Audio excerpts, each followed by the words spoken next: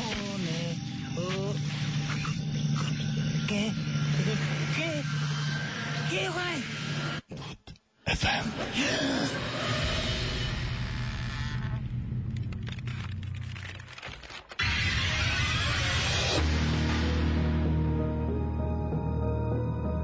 That's right.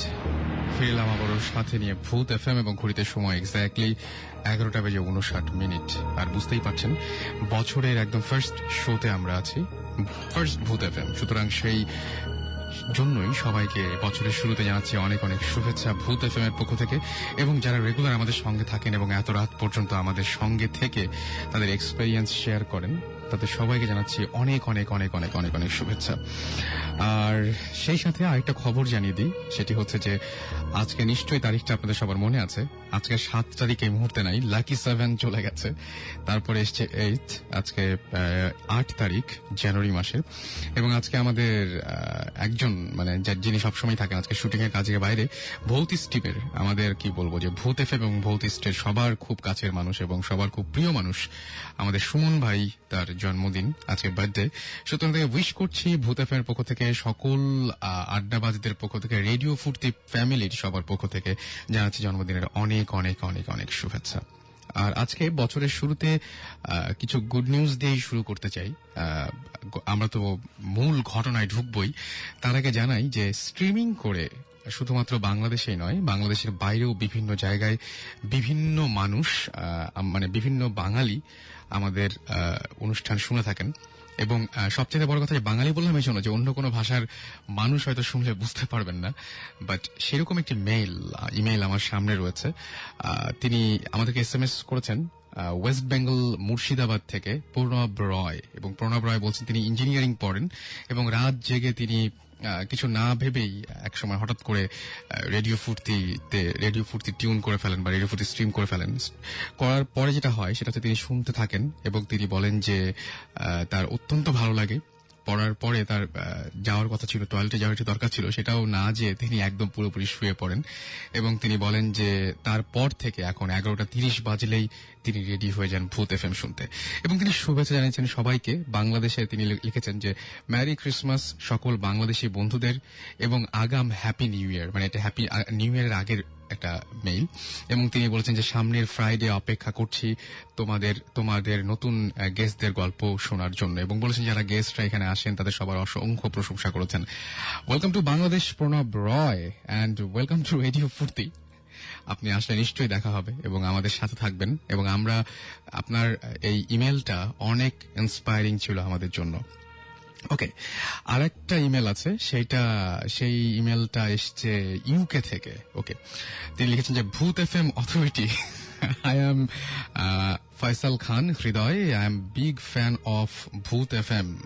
এবং তিনি এই প্রোগ্রামটা মানে অসম্ভব রকমের এনজয় করেন। তিনি বলছেন তাকে স্ট্রিম করে শুনতে হয়, স্ট্রিমিং এর মাধ্যমে তাকে শুনতে হয়, এবং তিনি ইউকেতে থাকার কারণে টাইমটা খুব অড একটা টাইম হয়ে যায় তার জন্য, মানে কাজের সময়ে পড়ে যায় ভূত এফএম।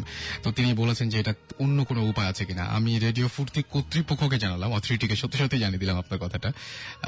কিছু একটা ব্যবস্থা নিশ্চয়ই হবে আপনারা যারা শুনতে চান। তবে আমি একটা কথাই বলবো, ভূত এফএম ততক্ষণ পর্যন্ত আছে যতক্ষণ পর্যন্ত আপনারা আছেন। যদি আপনারা না থাকেন তাহলে ভূত এফএম থাকবে না। সো আজকেও আমাদের কাছে অসংখ্য ইমেল আছে, আজকেও আমাদের সাথে অসংখ্য রকমের অনেকগুলো ঘটনা আছে, অনেকগুলো গেস্ট রয়েছেন আমাদের সাথে। তো প্রথমে যে গেস্টটির কাছে আমি যাব, আমরা সরাসরি গেস্টের কাছে যাই। আর বুঝতেই পারছেন আমাদের সাথে সাউনি যে রেগুলার যেরকম থাকেন আজকেও তিনি আছেন, আমাদের সাথেই থাকবেন পুরো শো জুড়ে। আর আমাদের প্রথম যে গেস্ট, সেই গেস্টটির সাথে আমি শুরুতে একটু পরিচয় করে দিই আপনাদেরকে। আসসালামু আলাইকুম, আমার নাম হচ্ছে কাইসার রহমানী। আমি ঢাকা বিশ্ববিদ্যালয়ের নাট্যকলা বিভাগ থেকে অনার্স শেষ করেছি আর বর্তমানে ফ্রিল্যান্স কাজ করছি। ওকে, সো পরিচয় পর্ব তো আমরা পরিচিত হলাম আপনার সাথে, এবং আপনি আমাদের ইমেল করেছিলেন। চমৎকার ইমেলের জন্যই আপনাকে আসলে মূলত এখানে ডাকার মূল কারণ যেটা আর কি, আকর্ষণীয় কিছু ঘটনা আপনার জীবনে ঘটেছে। তো আপনি কোনটা দিয়ে শুরু করতে চান আজকে? একদম শুরু করতে চান কোনটা দিয়ে? আসলে ভৌতিক ঘটনা আমার জীবনে বিক্ষিপ্তভাবে মোট 3টা ঘটেছে। ওকে, 3টা ঘটনা শুনবো, তবে তিনটাই তার শোনা আগে তার আগে আমি কয়েকটা এসএমএস পড়ে ফেলি, কারণ ঘটনাগুলো শোনার আগে কিছু এসএমএস পড়া উচিত। যারা এত কষ্ট করে এসএমএস পাঠাচ্ছেন, মুমেন বলেছেন যে আজকে 2 সপ্তাহ পরে তিনি ভূত এফএম শুনছেন এবং তিনি বলছেন আজকেও তিনি আশা করছেন যে সব সময়ের মতো খুব মজা পাবেন কিনা জানি না। আমার মূল কাজটা হচ্ছে ভয় মিশ্রিত মজা দেয়া, সেটা পেলে খুব খুশি হব। থান্ডার বয় লিখেছেন যে আমার ফার্স্ট সেমিস্টার এক্সাম চলছে, বাট ভূত এফএম না শুনে থাকতে পারছি না। ভূত এফএম কি আমাকে পাগল করলো? সর্বনাশ, আমি চাই না যে কোনো সাইকিয়াট্রিস্ট বা কোনো সাইকোলজিস্টের আমাদের এই অনুষ্ঠানের কারণে অনেক বেশি রকমের পসার বেড়ে যাক, আমি সেটা চাই না। সো সেটা কোনো কারণ না, আমার মনে হয় যে আপনার ভালো লাগছে সেই জন্যই। আসলে ওই যে বলে না যে আমি ভালো লাগে, এত বেশি ভালো লাগে যে আমি পাগলের মতো শুনি, এরকম টাইপের কিছু একটা করতে পারে। মুনেম লিখেছেন যে, আচ্ছা মুনেমের একটা এসএমএস আমি পড়েছি। তৌফিক লিখেছেন যে আমি অভাগা, আমার এসএমএস পড়তে সমস্যা কি আমি ঠিক বুঝতে পারছি না, তবে যদি এই আপনার এসএমএস মানে ভূত এফএম যদি আপনার এসএমএস না পড়া হয় তাহলে বুঝবেন সমস্যাটার নাম হচ্ছে একদমই ডেফিনেটলি ভৌতিক সমস্যা, এটা আমাদের কারো সমস্যা না। তুরান লিখেছেন যে 2011 শুরুতে মনটা খারাপ হয়ে গেল যখন রাত 12টার সময় ভূত এফএম প্লে করা হলো না। ওকে, মনে মনে একইভাবে 31 তিনি ওয়েট করেছিলেন। আসলে আমরা চাইছিলাম যে ওই দিন সবাই একটু কেমন একটু পার্টি মুডে, একটু মজা, মানে নিউ ইয়ার আসছে এরকম একটা মুডে থাকেন, তো সেই সময় খামোখা ভয় পাইয়ে দিয়ে কি লাভ। তবে আমি ভাবিনি যে আপনারা এত মিস করবেন, আমি কিন্তু খুব মিস করেছি। সো এখন আমরা চলে যাই আমাদের অতিথির কাছে, যিনি আমাদের তার জীবনের ঘটনা বলবেন। ঘটনাটি আমার গ্রামের বাড়ি হচ্ছে চাঁপাইনবাবগঞ্জ জেলার রহনপুর গ্রামে। আচ্ছা, আমি তখন তার মানে আপনি পড়াশোনার কারণে ঢাকায় আছেন? হ্যাঁ, আমি পড়াশোনার কারণে ঢাকায় আছি। ঢাকায় আসার পরও আমার একটা ঘটনা ঘটেছে, আমি সেটা পরে বলছি। প্রথম ঘটনাটা বলি, যেটা বিক্ষিপ্তভাবে ঘটেছিল আমার সাথে। আমি তখন ক্লাস 5-এর ছাত্র এবং আমার একটা অভ্যাস ছিল যে আমি মানে রাত্রের একটা নির্দিষ্ট সময় আমি আমার ফুফাতো ভাইয়ের সাথে ঘুমাতাম। একসাথে আমি আমার ফুফাতো ভাই তুহিন একসাথে ঘুমাতাম, তুহিন ভাই। তারপরে একটা সময় আমার ঘুম ভেঙে যেত, সেটা 3টার সময় হতো বা 4টার সময় হতো। ঘুম ভেঙে গেলে আমি আবার আম্মা আব্বার কাছে গিয়ে ঘুমাতাম এবং এটা আমার একটা অভ্যাসে পরিণত হয়েছিল এবং বুঝতে পারতাম যে আমার আব্বা আম্মাও বিষয়টা খুব এনজয় করতো, তাদেরও ভালো লাগতো যে ছেলে শুচ্ছে আমাদের সাথে, রাইট। তো একদিন আমি এরকম আমার ঘুম 3টা-4টার দিকে, টাইম নির্দিষ্ট করে বলতে পারবো না, 3টা-4টার মধ্যেই হবে। তারপরে আমি আম্মার ঘরে যাই, আম্মাকে ডাক দিই। আমার ঠিক বিছানার মানে যেভাবে আম্মারা ঘুমাতো তার মাথার পাশেই জানালাটা ছিল, এখান থেকে ডাক দিতাম। জানালাটা ভাঙা ছিল, পুরোনো বাড়ি ছিল। আচ্ছা, তো আম্মাকে ডাক দিলাম, আম্মা দরজা খুললো, তখন আমি ভিতরে গেলাম। তো আমি যাওয়ার পরে ঘুমানোটা আমরা তো সাধারণত মানে সোজা হয়ে ঘুমাই, বিছানাটা যেরকম থাকে, কিন্তু যখন লম্বা হয়ে শুয়ে থাকি, রাইট, দৈর্ঘ্য যেটা মানে খাটের এক প্রান্তে মাথা থাকে, আরেক প্রান্তে পা থাকে, এরকম হয়ে যায়। তো তারপর আমি যখন ঘুমাতাম তখন এটা ঠিক মানে প্রস্থ যেটা খাটের যে প্রস্থ সেই অনুযায়ী একসাথে পাশাপাশি অনেক লোক শোয়া যায়। হ্যাঁ, 3জন এভাবে ঘুমাতাম, আমি মাঝখানে, এক পাশে আব্বা আর আমার এক পাশে আম্মা। তো আমি একটা সময় কথা বলতে বলতে বা গল্প শুনতে শুনতে ঘুমিয়ে গেছি। ঘুমিয়ে যাওয়ার পর আমার স্পষ্ট মনে আছে আমি চোখ খুললাম। চোখ খুলে দেখি যে ঠিক আমার সামনে, আঞ্চলিক ভাষায় যেটাকে বলে খাটের পাশি, মানে মশারি টাঙানো হয় যে স্ট্যান্ডটাই, সেই স্ট্যান্ড ধরে একজন বৃদ্ধ মহিলা, অনেক বয়স, সাদা শাড়ি পরে আছেন। উনি খাটের স্ট্যান্ডটা ধরে আমার দিকে তাকিয়ে হাসছে এবং তার হাসিটা আমার চোখে সবসময় ভাসে, যে কোনো ভয়ঙ্কর হাসি না, মনে হচ্ছে যে আমাকে দেখে তার ভালো লাগছে, একটা স্নেহের হাসি। সেই হাসিটা উনি আমাকে মানে হাসছেন এবং আমি হয়তো তখন এত কিছু বুঝতাম না বলে আমিও বিন্দু মাত্র ভয় পাইনি। আমিও ওনাকে দেখে হাসছি, উনিও হাসছেন, আমিও হাসছি এবং সেই বৃদ্ধ মহিলাটা সাদা শাড়ি পরেছিল এবং ওনার সমস্ত মুখমণ্ডল গোটা গোটা, যেটাকে ঘা বলা যায় আর কি, পুরো মুখ সেটাতে ভর্তি আর কি, গোল গোল, পুরো মুখে গোল গোল চিহ্ন এবং মানে উঁচু হয়ে আছে জায়গাগুলো। রাস্তায় মাঝে মাঝে কোনো ভিক্ষুকদের দেখা যায় এভাবে যে শরীরে অনেক কিছু উঠে আছে টাইপের হ্যাঁ, হ্যাঁ। কিছু একটা। ওই রকম পুরো মুখে, কিন্তু উনি আমাকে দেখে হাসছেন, যেভাবে একটা বাচ্চাকে দেখলে মানুষ মানে আদরের ভাষায় হাসে, সেই হাসিটা উনি আমাকে দেখে হাসছেন এবং আমি ওনাকে দেখে হাসছি। তারপরে আমি এটা দেখতে দেখতে আমি এক সময় ঘুমায় যাই, এবং ঘুমায় যাওয়ার পরে আমি একটা কেমন অনেক রকম বিক্ষিপ্ত ভাবে, স্বপ্নটা আমার মনে নাই, আমি একটা স্বপ্ন দেখেছি। তো আমি এই কারণে কনফিডেন্ট যে আমি দেখেছি, এখন সেটা আমার দৃষ্টিভ্রম কিনা বা আমি সেই মানে সেই প্রশ্ন বিশ্লেষণে আসছে যাচ্ছি না, না, সেই প্রশ্নই আসছে না। কিন্তু আমি দেখেছি এবং দেখে আপনি ভয় পাননি, রাইট? এবং দেখে আমি ভয় পাইনি, আমার ভালো লেগেছে। ওকে, অনেক ইন্টারেস্টিং ঘটনা মনে হচ্ছে। এটা কিন্তু জাস্ট শুরু। উনি যে ইমেলটা করেছিলেন সেটা আমরা সবার পরে শুনবো তার কাছ থেকে। আমাদের আরো দুইজন গেস্ট রয়েছেন, আমরা তাদের কাছ থেকে একটা ঘটনা জানতে চাই। সেই ঘটনাটা, এটা তো আপনি বলেন চাপাই নবাবগঞ্জের ঘটনা, তাই না? চাঁপাইনবাবগঞ্জ, আমরা রোহনপুর, রাইট, এবং চাপাই নবাবগঞ্জ থেকে অনেকক্ষণ যেতে লাগে সেরকম একটা জায়গার ঘটনা শুনবো। আর সেটা হচ্ছে Cox's Bazar, right? Yes, Cox's Bazar. So নামটাকে শুনে নেই। আমার নাম আরমান বিন কামাল। কোথা থেকে এসেছেন আপনি? আমি সরাপাড়া থেকে এসেছি। শেওড়াপাড়া, ঢাকা। আপনি? আমি তানজিম চৌধুরী মিল্টন, আমি আরমানের ফ্রেন্ড। আমার ফ্রেন্ড। দ্যাট মিনস যে আপনাদের অসুবিধা নেই, আপনাদের দুজনের মানে মিলিত ঘটনা এটা, তাই না? জি জি, আমাদের দুজনে মিলিত। ওকে, সো কবেকার ঘটনা হয়েছিল এটা? যে ঘটনা বলবেন সেটা বুঝলাম যে কক্সবাজারে। কবে ঘটেছিল এই ঘটনাটা? মানে এই ঘটনাটা হচ্ছে আপনার আমাদের এই আগের বছরের শুরুর দিকে। গত বছরের শুরুর দিকে। আমি মিরপুর বাংলা স্কুলে ক্লাস 10-এ পড়ি আর কি। গত বছর 9-এ পড়তাম, আমাদের প্রথম সাময়িক পরীক্ষা শেষ হয়েছিল আর কি। আমি আর আমার বন্ধু মিল্টন মিলে প্ল্যান করলাম যে কোথাও ঘুরতে যাওয়া যাক। সেই সময়ের ঘটনা। ওকে, ঘটনা শুনবো। কোথাও ঘুরতে যাওয়া যাক। ওকে, সেই ঘটনাটা আমরা শুনবো। তার আগে একটা কথা বলি, সেটা হচ্ছে জানিয়ে দিচ্ছি যে যারা আমাদের শুনছেন সবসময় রেডিও ফুর্তি চলছে, ভূত এফএম, আছি রাসেল সাথে। এন্ড আপনারা যারা এসএমএস করতে চান তারা শাউট লিখে স্পেস দিয়ে আপনার নাম লিখে স্পেস দিয়ে আপনার মেসেজ লিখে পাঠিয়ে দিন 9840 নাম্বারে। SHOUT শাউট স্পেস আপনার নাম স্পেস আপনার মেসেজ আর পাঠাবেন 9840 নাম্বারে।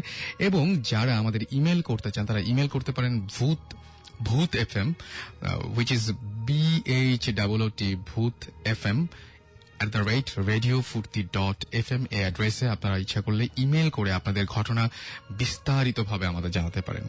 ওকে, সো আমরা আবারও আরমানের কাছে চলে যাচ্ছি। আরমান যে ঘটনাটা বলছিলেন। আচ্ছা, তারপর আমরা প্রথম সাময়িক পরীক্ষা শেষ হলো, মানে গ্রীষ্মের ছুটি দিয়েছে। এখন আমরা চিন্তা করলাম কোথা থেকে ঘুরে আসা যাক। এখন মিল্টন সাজেস্ট করলো যে চল কক্সবাজার যাই। আচ্ছা, আমি বললাম ওকে ডান, কক্সবাজার। তারপরে একদিন আর কি দিনক্ষণ দেখে বাসে চড়ে বসলাম আর কি। তারপর গেলাম কক্সবাজার আর কি। 2 দিন থাকার প্ল্যান আমাদের। 2 দিন থাকার প্ল্যান। এখন আমরা ওখানেই একটা হোটেল মানে ভাড়া করলাম, একটা রুম, 2 জন মানুষ যেহেতু একটা রুম ভাড়া করলাম। এখন প্রথম দিনটা জাস্ট কক্সবাজারের আশেপাশের বিচটা ঘুরে টুরে দেখলাম। এখন চিন্তা করলাম যে আমার ঢাকায় যখন ছিলাম তখন বন্ধুরা বলছিল যে হিমছড়িটা দেখে আসিস পারলে আর কি। হিমছড়ি খুব সুন্দর জায়গা, পাহাড় টাহাড় আছে, জঙ্গল টঙ্গল আছে, দেখে মজা পাবি। এখন মিল্টন বলল যে দোষ, হিমছড়ি যখন আমরা যাব রাতেই যাই। আমি বললাম কেন? এখন সে বলল যে রাতে, তখন পূর্ণিমা রাত ছিল আর কি, পূর্ণিমা রাত আর কি। সে বলল রাতে জোছনার মধ্যে সমুদ্র দেখতে কেমন দেখায়, আমার আর কি দেখার খুব শখ। আচ্ছা, ওকে। এখন আচ্ছা আমি বললাম ডান, সমস্যা নেই, রাতেই যাব। তারপরে হোটেল থেকে বের টের হয়ে আর কি সন্ধ্যার দিকে নাস্তা টাস্তা করে বের হলাম 7টার দিকে। জিপ খুঁজতেছিলাম, হিমছড়ি যেতে জিপ লাগে। ওকে, ওখানে জিপ খুঁজতেছিলাম। জিপ খুঁজতে খুঁজতে আমাদের 8টা বেজে গেছে। আচ্ছা, 8টা বেজে গেছে। তারপর রাত 8টা বেজে গেছে। রাত 8টা বাজার পরে এখন জিপে করে যেতে যেতে যেতে যেতে হাতে ঘড়ি ছিল।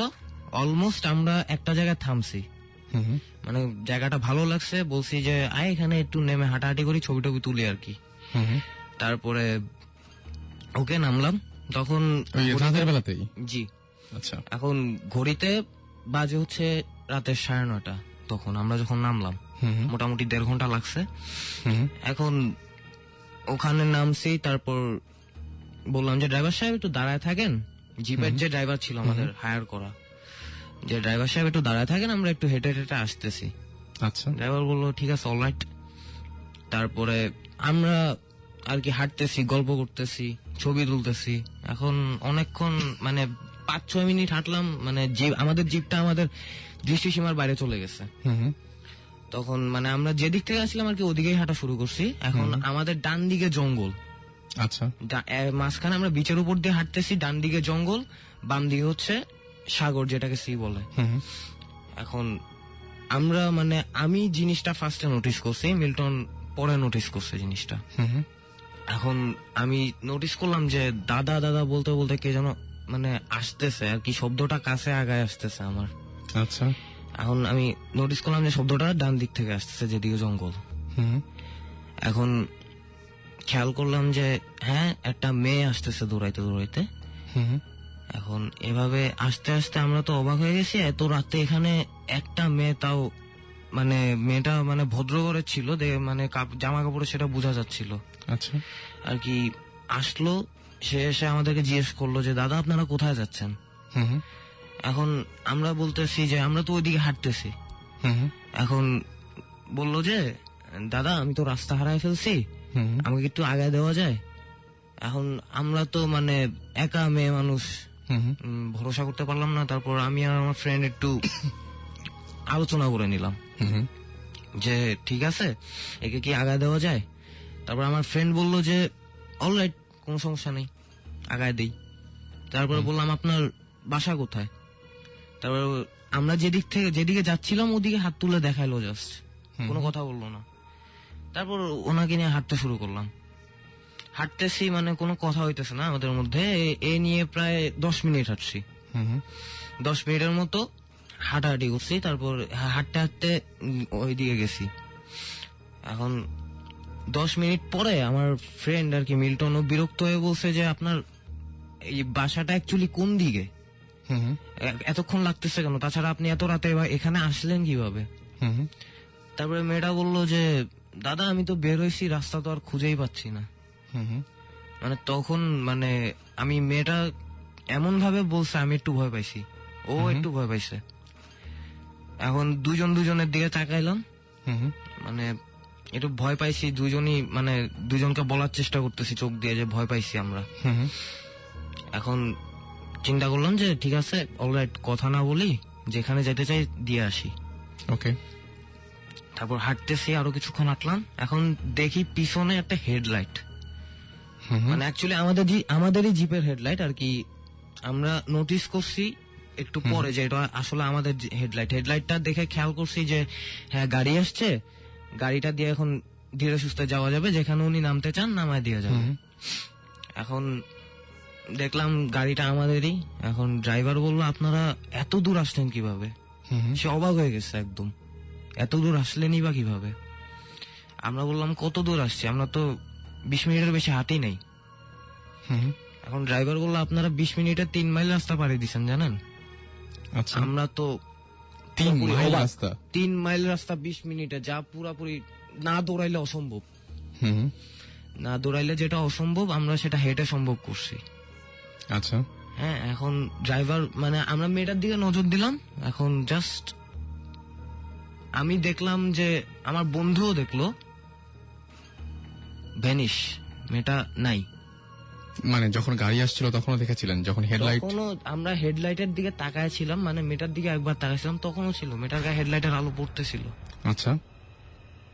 এখন মানে জাস্ট আমি যখন তাকাইলাম মেয়েটার দিকে, তারপর জাস্ট ভ্যানিশ, মানে সে তার চিহ্নই নাই। মানে জায়গাটা, এরিয়াটা যথেষ্ট বড়, দৌড়া যাইতে যাইতে মানে অনেক সময় লাগবে, কোথাও লুকাইতে হইলেও অনেক সময় লাগবে।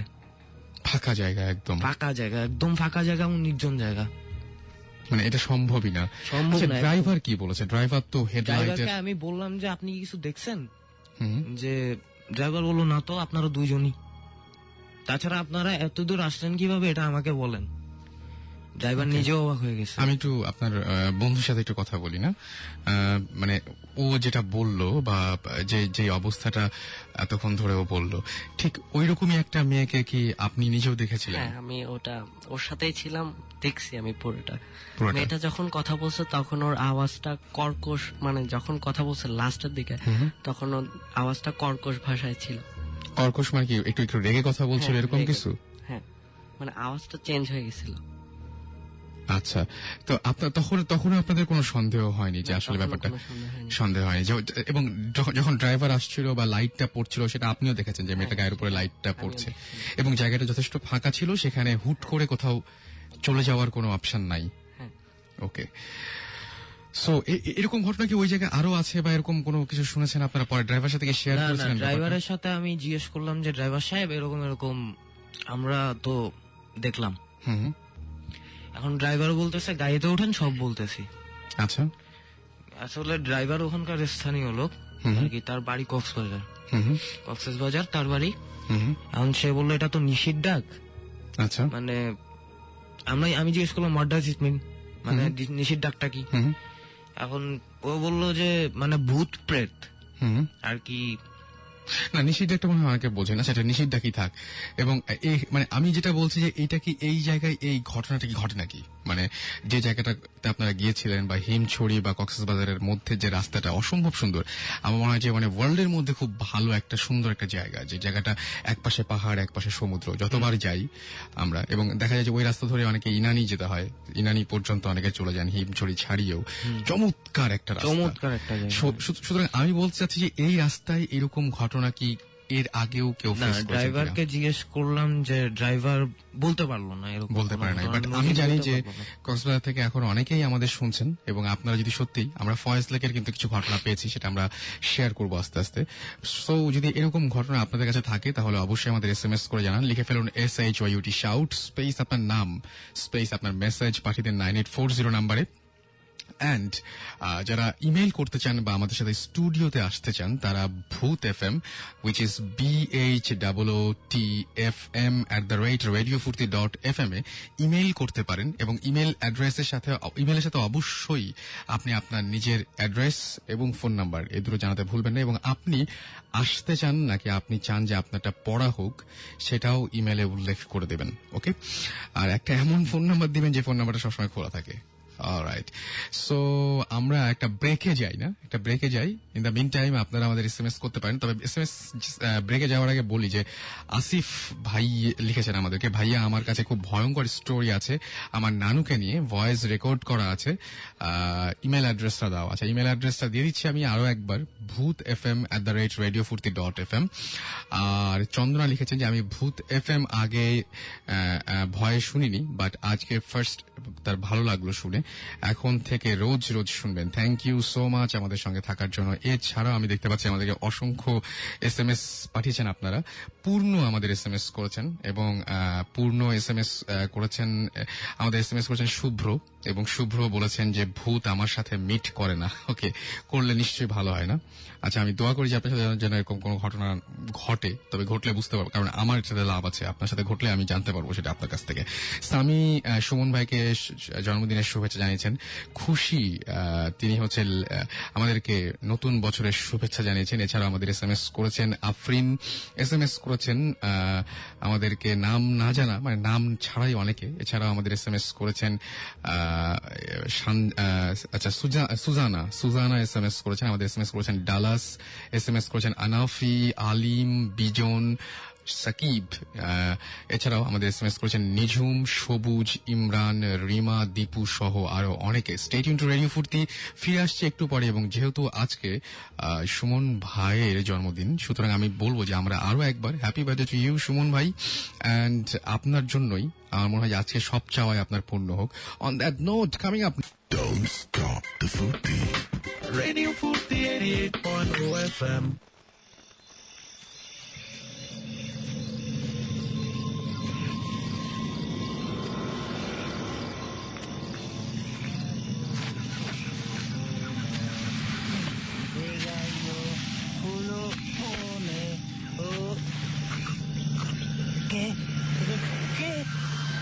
¿Qué, güey?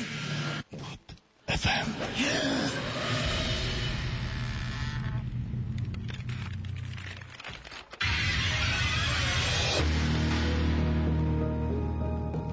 দ্যাটস রাইট, শুনছেন সবসময় রেডিও ফুর্তি, চলছে ভূত এফএম, সাথে আছি রাসেল এবং পাচ্ছি আপনাদের অসংখ্য এসএমএস। এখনো দেখতে পাচ্ছি যে আপনারা একের পর এক এসএমএস করে আমাদের সাথে আছেন এবং আপনাদের এক্সপিরিয়েন্স গুলো জানিয়ে দিচ্ছেন। আমাদের শিহাব এসএমএস করেছেন এবং তিনি বলেছেন যে ভূত এফএম কি আমাকে ভয় পাওয়ানোর জন্য নাকি, আচ্ছা ভূত এফএম কি আমাকে ভয় পাওয়ানোর জন্য নাকি আমাকে টয়লেটে যেতে বাধা দেবার জন্য? না, আমাদের এরকম কোনো ইন্টেনশন নাই একেবারেই। আমরা চেয়েছি যে আপনাদের ভালো লাগুক, আর ভয় পেতেও আসলে ভালো লাগে, এরকম কিছু একটা। অমিত আমাদের বরিশাল থেকে এসএমএস করেছেন, তুষার এসএমএস করেছেন এবং তুষার তিনি বলছেন যে আচ্ছা রূপা আজ প্রথম ভূত এফএম শুনছে। ওকে, ওয়েলকাম টু মাই শো রূপা। এবং আব্দুল্লাহ লিখেছেন যে ভাইয়া ভূত এফএম আমার খুব ভয় করে। ওকে, এছাড়া আমাদের এসএমএস করছেন রিপন, ইমু, সুজা, ফাহিমা সিলেট থেকে এসএমএস করেছেন আমাদেরকে। এছাড়া আরো অনেক অনেক অনেক অনেক এসএমএস দেখতে পাচ্ছি। আচ্ছা, আমি একটা ঘটনা আপনাদের সামনে মানে আমি জাস্ট একটু পড়ে শোনাতে চাই। 2 বছর আগের ঘটনা।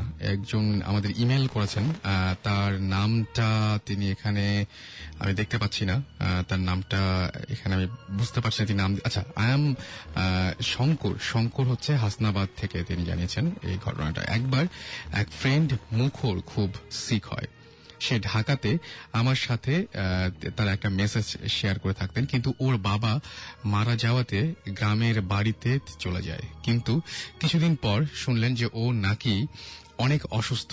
সো তিনি তাকে যেটা করেন সেটা হচ্ছে যে তাকে দেখতে যাবেন বলে ঠিক করলেন। তো তিনি বলেন যে আমার বন্ধু মুখরের বাড়িতে আগে কখনো যায়নি, ওদের বাসা ছিল ভৈরব বাজারে। তো ট্রেন দিয়ে গেলাম, যেতে যেতে সন্ধ্যা হয়ে গেল। স্টেশন থেকে নেমে রিক্সা নিলাম। মুখর আমাকে অনেক আগেই বলেছিল যে ভৈরব স্টেশনে নেমে যে কোনো রিক্সাওয়ালাকে তার বাবার নাম বললে পৌঁছে দেবে। আমি যখন ড্রাইভারকে তার বাবার নাম বললাম তখন সে বলছিল সে চেনে, বাট কিছু দূর যাবার পর সে বলল, ভাই আমি আসলে আনোয়ার মেম্বারের বাড়ি চিনি না, কাউরে বললে চিনায়া দিব। আমার তখন প্রচন্ড মেজাজ খারাপ হলো, তার সাথে তখন তর্ক শুরু হয়ে গেল। বাট যেটা হলো সেটা হচ্ছে সঙ্গে সঙ্গে একজন বৃদ্ধ লোকে তিনি দেখা পেলেন এবং সেই বৃদ্ধ লোকটি তার কাছে এসে বলেন যে আনোয়ার মেম্বারের বাড়ি যাবেন তাই না, চলেন আপনারা নিয়ে যাই। আমি ভয় পেলাম, বাট কোনো ওয়ে ছিল না, অর্থাৎ তিনি ভয় পেলেন কিন্তু কোনো ওয়ে ছিল না। আচ্ছা, তার মতো করে বরং ইমেলটা পড়ি আমি। সো আমাকে তার সাথে যেতে হলো। লোকটাকে আমি ভালো করে আমার মোবাইলের টর্চ দিয়ে দেখলাম, প্রায় 5 ফিট 5 ইঞ্চি হবে, চাপ দাঁড়িয়ে আছে মুখে, সাদা পাঞ্জাবি পরা আর পাজামা। তিনি হাঁটতে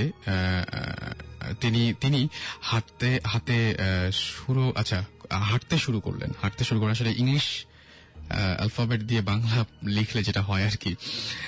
হাঁটতে শুরু করলেন, আমি তার পিছু পিছু চললাম। কিছু দূর যাওয়ার পর তিনি বললেন এইটা আনোয়ার মেম্বারের বাড়ি, এবং তিনি সেই আনোয়ার মেম্বারের বাড়ি দেখিয়ে দিলেন। আমি আরো ভয় পেলাম। আমি তাকে বড় বড় চোখ এবং আনোয়ার মেম্বারের বাড়ি চিনিয়ে দেবার পরপরই তিনি বড় বড় চোখ করে তাকালেন। আমি আরো ভয় পেলাম। আমি তাকে থ্যাংক ইউ দিয়ে বাড়ির ভেতর ঢুকলাম। আমার ফ্রেন্ড মুখরকে দেখলাম বিছানায় শুয়ে আছে। মেইন ঘটনা যেটা হলো সেটা হচ্ছে যে আমি যখন আমার ফ্রেন্ডকে জিজ্ঞেস করলাম একটা ফটো দেখে, যে সে বলল যে ওটা তার বাবার ফটো। বাট ভয়ের ব্যাপার হলো ফটোটা ছিল, বাকিটুকু আমি বলি, যে মানে মুখরের বাসায় আসার পর যখন দেখে যে মুখর শুয়ে আছে এবং তার সেই বন্ধু মানে যিনি আমাকে ইমেলটি করেছেন তিনি জিজ্ঞেস করলেন একটা ফটো দেখে যে এই ফটোটি কার। তো বলল সেটা তার বাবার, এবং যার মৃত্যু সংবাদ শুনে তার বন্ধু তার বাবার মৃত্যুর কারণে অসুস্থর কারণেই সে এখানে এসেছিল, সেই বন্ধুটি অর্থাৎ মুখর তাকে জানালো এটা তার বাবা যিনি মারা গিয়েছেন। এবং মানে আনফরচুনেটলি যিনি ওই ড্রাইভারটা তাকে ছেড়ে এসেছিল এবং তারপর থেকে যেই লোকটা অতদূর থেকে এই পর্যন্ত বাড়ি চিনিয়ে নিয়ে আসলো, ইনি ছিলেন সেই ভদ্রলোক যে কিনা মুখরের বাবা, যে কিনা 2 সপ্তাহ আগে মারা গিয়েছেন। এবং বুঝতেই পারছেন যে যখন তাকে তার বাসা, এই যিনি হচ্ছেন আনোয়ার মেম্বারের বাড়িটাই তিনি খুঁজছিলেন, এবং আনোয়ার মেম্বারের বাড়ি তিনি কোনো জায়গায় খুঁজে পাচ্ছিলেন না। যখন বিপদে পড়েছিলেন সেই সময় মৃত আনোয়ার মেম্বার, যিনি 2 সপ্তাহ আগে মারা গিয়েছিলেন, তিনি এসে তাকে বাড়ি পর্যন্ত নিয়ে আসেন, এবং বাড়িতে আসার পরে ফটো দেখে চিনতে পেরে তার ছেলেকে যখন জিজ্ঞেস করেন উনিকে, ছেলে জানান এটা তার বাবা, যিনি 2 সপ্তাহ আগে মারা গিয়েছেন। আমার কাছে এই যে ঘটনা, এই ঘটনার কোনো উত্তর নেই। যদি আপনাদের থাকে তাহলে আপনারা অবশ্যই জানাতে পারেন আমাকে। আমরা চলে যাবো আবার আমাদের প্রথম গেস্টের কাছে। আমার কাছে মনে হয় যে ঘটনাটা যথেষ্ট রকমের মানে নাড়া দেবার মতো। সো আমরা আবার যাব। কেমন লাগলো ঘটনাটা? চমৎকার। ওকে, সো আপনার আরেকটা ঘটনা আছে না? আরো কয়েকটা ঘটনা আছে। ইনফ্যাক্ট আমরা সেকেন্ড ঘটনায় যাই। এই ঘটনাটা হচ্ছে আমাদের যেটা পুরনো বাড়ি থেকে শুরু করি ভাইয়া। শিওর, গল্পটা একটু লম্বা হবে। শিওর, কোনো সমস্যা নাই। আমাদের পুরনো বাড়িটা ছিল মাটির দোতলা। চাঁপাইনবাবগঞ্জ মানে রোহনপুর গ্রামে বরেন্দ্র এলাকায় কিন্তু মাটির দোতলা বাড়ি হয়। তো আমার দাদা স্থানীয় এক হিন্দুর কাছ থেকে বাড়িটা কিনেছিলেন। ওনার নাম ছিল পৌড়া, ওনার নাম। আচ্ছা, আমরা চিনতাম তাকে। তখন আমি ছোট অনেক, কিন্তু সবকিছু বুঝতে পারি আর মনে রাখতে পারি, এই বয়সটা ছিল তখন। তো স্বভাবতই আমরা মানে জয়েন্ট ফ্যামিলি ছিলাম, চাচা চাচি, আমরা সবাই একসাথে, প্রত্যেক চাচা চাচি, 2 চাচা, আমরা ফুপু, আমাদের এক ফুপু থাকতেন আমাদের সাথে। তো একটা সময় মানে ওই বাড়িটাই আমার চাচিকে নিয়ে আমরা সবসময় মজা করতাম মানে কি, মানে চাচি এগুলো খুব বিশ্বাস করতো, ভূত প্রেত জিন, মানে প্যারানরমাল যা কিছু তা নিয়ে তার বেশ ভয়ভীতি ছিল আর কি। আমরা একটু বিশেষ করে আমি ভাইয়া একটু মজা পেতেন আপনারা? না, স্মার্ট জাত এগুলো হতে পারে কিনা, হতে পারে না, এগুলো করতাম। তো চাচি বলতেন যে ওই বাড়িতে রাত্রেবেলা কে যেন নুপুর পায়ে হেঁটে বেড়ায়। ওকে, আমি কখনো শুনি নাই, আমার আম্মা শুনেছে। একদিনের ঘটনা, দাদা বাইরে থেকে নক করছে দরজা। আমার চাচি রাত তখন 10টা-11টা হবে। আর ওই সময় তো আমরা মানে হারিকেন, লণ্ঠন যেটাকে বলে গ্রাম্য ভাষায়, লণ্ঠনের আলোতে পড়াশোনা করতাম। ইলেকট্রিসিটি অনেক সময় থাকতো না, সন্ধ্যাবেলা পড়তে বসতাম ওই হারিকেনের আলোয়। ওই সময়টা ওকে, আমাদের বাড়ির ভিতরে ছিল একটা লম্বা বট গাছ, তাল গাছ, আর বাইরে ছিল একটা বট গাছ। ওকে, তো ওই বট গাছ আর তাল গাছ নিয়ে প্রচলিত যে গল্পগুলো হয়, যে 1 পা তাল গাছে 1 পা বট গাছে, গল্পগুলো আছে, এগুলো আর বলছি না। তো চাচি একদিন রাত 10টা, 9:30, 10টার দিকে, আমার দাদা ছিলেন একটা স্কুলের হেডমাস্টার এবং পণ্ডিত মানুষ ছিলেন খুব উনি। তো দাদা দরজায় শব্দ করেছেন, চাচি দরজা খুলেছেন। দরজা খোলার পরে দাদা ঘরের মধ্যে ঢুকেছে। চাচি দরজা লাগিয়ে দেখে যে কেউ নাই। আচ্ছা, কিন্তু একজন মানুষকে তিনি বাসার মধ্যে নিজেই ঢুকিয়েছেন এবং চাচি বলছেন আমি মানে দাদার শরীরের যে সুবাস বা গন্ধ, সে গন্ধ উনি পেয়েছেন যেটা দাদার, কিন্তু দেখে যে দাদা নাই। আচ্ছা, তো দাদা ওনার পাশ দিয়ে গেছে। তো যাই হোক, এই সমস্ত ঘটনা বাড়িটাতে ঘটতো, আমাদের সামনে কখনো ঘটে নাই।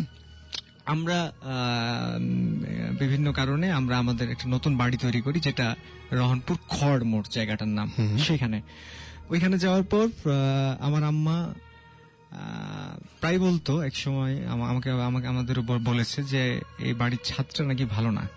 আচ্ছা, তো আম্মা একজন শিক্ষিত মানুষ, আমার আম্মা ডিগ্রি পাস, এবং উনি যথেষ্ট নামাজ পড়ে, কুসংস্কারে বিশ্বাস করে না। তো উনি যখন এটা বলে যে ছাদটা ভালো না, তখন আমি বিশেষ করে মানে অবিশ্বাস করতে পারি না। আমার মা কেন এই ধরনের ব্যাপার বিশ্বাস করবে, কথা বলবে? যদি উনি কিছু না জানতো বা অন্য কিছু ব্যাপার, তাহলে হয়তো মনে হতো যে না, কিন্তু উনি একজন শিক্ষিত মহিলা এবং সবকিছুই জানেন উনি, তারপর কেন বলবে যে ছাদটা ভালো না? তো বেশ কিছুদিন আগে, প্রায় 1 বছর আগে হুম হুম। এক মহিলা আমাদের একটা রুম ভাড়া নেয় আচ্ছা। ওই বাড়ির। মহিলাটা একটা এনজিওতে চাকরি করতেন নিম্ন পদে। হুম হুম। খুব সহজ সরল ছিল এবং ওনার 1 বছরের একটা বাচ্চা ছিল, সাথে মেয়ে। আচ্ছা। ওরা দুজন থাকতো একটা রুমে। হুম হুম। আমি ছুটিতে ঢাকা থেকে বিভাগের ছুটি ছিল, আমি তখন বাড়ি গেছি। বাড়ি গিয়ে ওনার সাথে পরিচয় হয়েছে, কথা হয়েছে এবং স্বাভাবিকভাবেই গ্রামের মহিলারা যেরকম মা সুলভ আচরণ করে বা সেরকমই বোন একটা কিছু। সুলভ আচরণ করে ওই রকম ভাবে, যার ফলে অনেক মানে আপন হয়ে গেছিলেন উনি। তো উনি একদিন ছাদে উঠেছিলেন আমাদের। হুম হুম। ছাদে ওঠার পর আম্মাকে বুবু বলতেন। আচ্ছা। তো ছাদে ওঠার পর উনি ছাদে উঠে নামার পরে আম্মাকে বলছে যে বুবু আমি তো ছাদে উঠেছিলাম, হুম হুম। তো আমার কি যেন হলো, আচ্ছা। এতটুকুই বলেছে। আম্মাও বলছে কি হবে, সমস্যা নাই, ঠিক আছে, এটা দেখা যাবে। তো আমি ছুটি আমার শেষ হয়ে গেছে, আমি ঢাকায় আসবো। হুম হুম। আমি গাড়ির টিকিট করেছি রাত 10টায়, গাড়ি ওইখান থেকে আসে আমাদের এখান থেকে। হুম হুম। তো আমি সন্ধ্যার পরে মাগরিবের নামাজের পরে চলে আসবো। মানে বাড়িতে যাচ্ছি, বাড়িতে গিয়ে ব্যাগট্যাগ নিয়ে খাওয়া দাওয়া করে আমার সাথে কথা টথা বলে তারপরে আমি আসবো। এই কারণে তাড়াতাড়ি চলে গেছি সেদিন। তো দরজায় শব্দ করছি গ্রিল গেটে, তো ভাইয়া আসছে, ভাইয়া ছিল। ভাইয়া এসে বলছে যে তুই একটু পরে আয়। তো আমি চিন্তা করছি যে ভাইয়া তো এভাবে বলার কথা না, আমি চলে যাবো আজকে, তুই একটু পরে আয়। ভাইয়া আবার হাসছে। হুম হুম। তো আমি বললাম যে না সমস্যা কি, খোলো। বলছে না একটু পরে আয় না। আমি বলছি না খোলো, আমি আজকে চলে যাব না। ভাই খুললাম, আমি ঢুকলাম, দেখলাম যে ওই মহিলা, উনার মুখটা, উনার যে ওড়না, সেই ওড়নায় পুরা মুখটা উনি ঢেকে ফেলেছে হুম। এবং পুরো শরীর, মানুষের শরীরে যদি মানে মরিচ দিয়ে দেওয়া হয় তারপর যেরকম জ্বলবে, মানুষ যেরকম কচলাবে, পুরো শরীর উনি ওইভাবে কচলাচ্ছেন। আচ্ছা। এবং আমি দেখে বুঝতে পারছি যে মানে মহিলাটা কষ্ট পাচ্ছে। হুম হুম। হ্যাঁ মানে, এবং তার শরীর জ্বলছে আচ্ছা। এবং মানে সে ক্রমাগত দুর্বল হয়ে পড়ছে। হুম। আমি কিন্তু পাশে দাঁড়ানো, আম্মা দাঁড়ানো, ভাইয়া দাঁড়ানো, তিনজনই দেখছি যে উনি মেঝেতে বসে কি বলে নামাজ যেভাবে পড়লে পাটা আমরা যেভাবে বসি আর কি, সেইভাবে উনি বসা, শুধুমাত্র ওড়নাটা ওনার মুখ, ওড়না দিয়ে মুখটা ঢাকা, ওড়না দিয়ে মুখটা ঢাকা। কষ্ট পাচ্ছে মহিলা।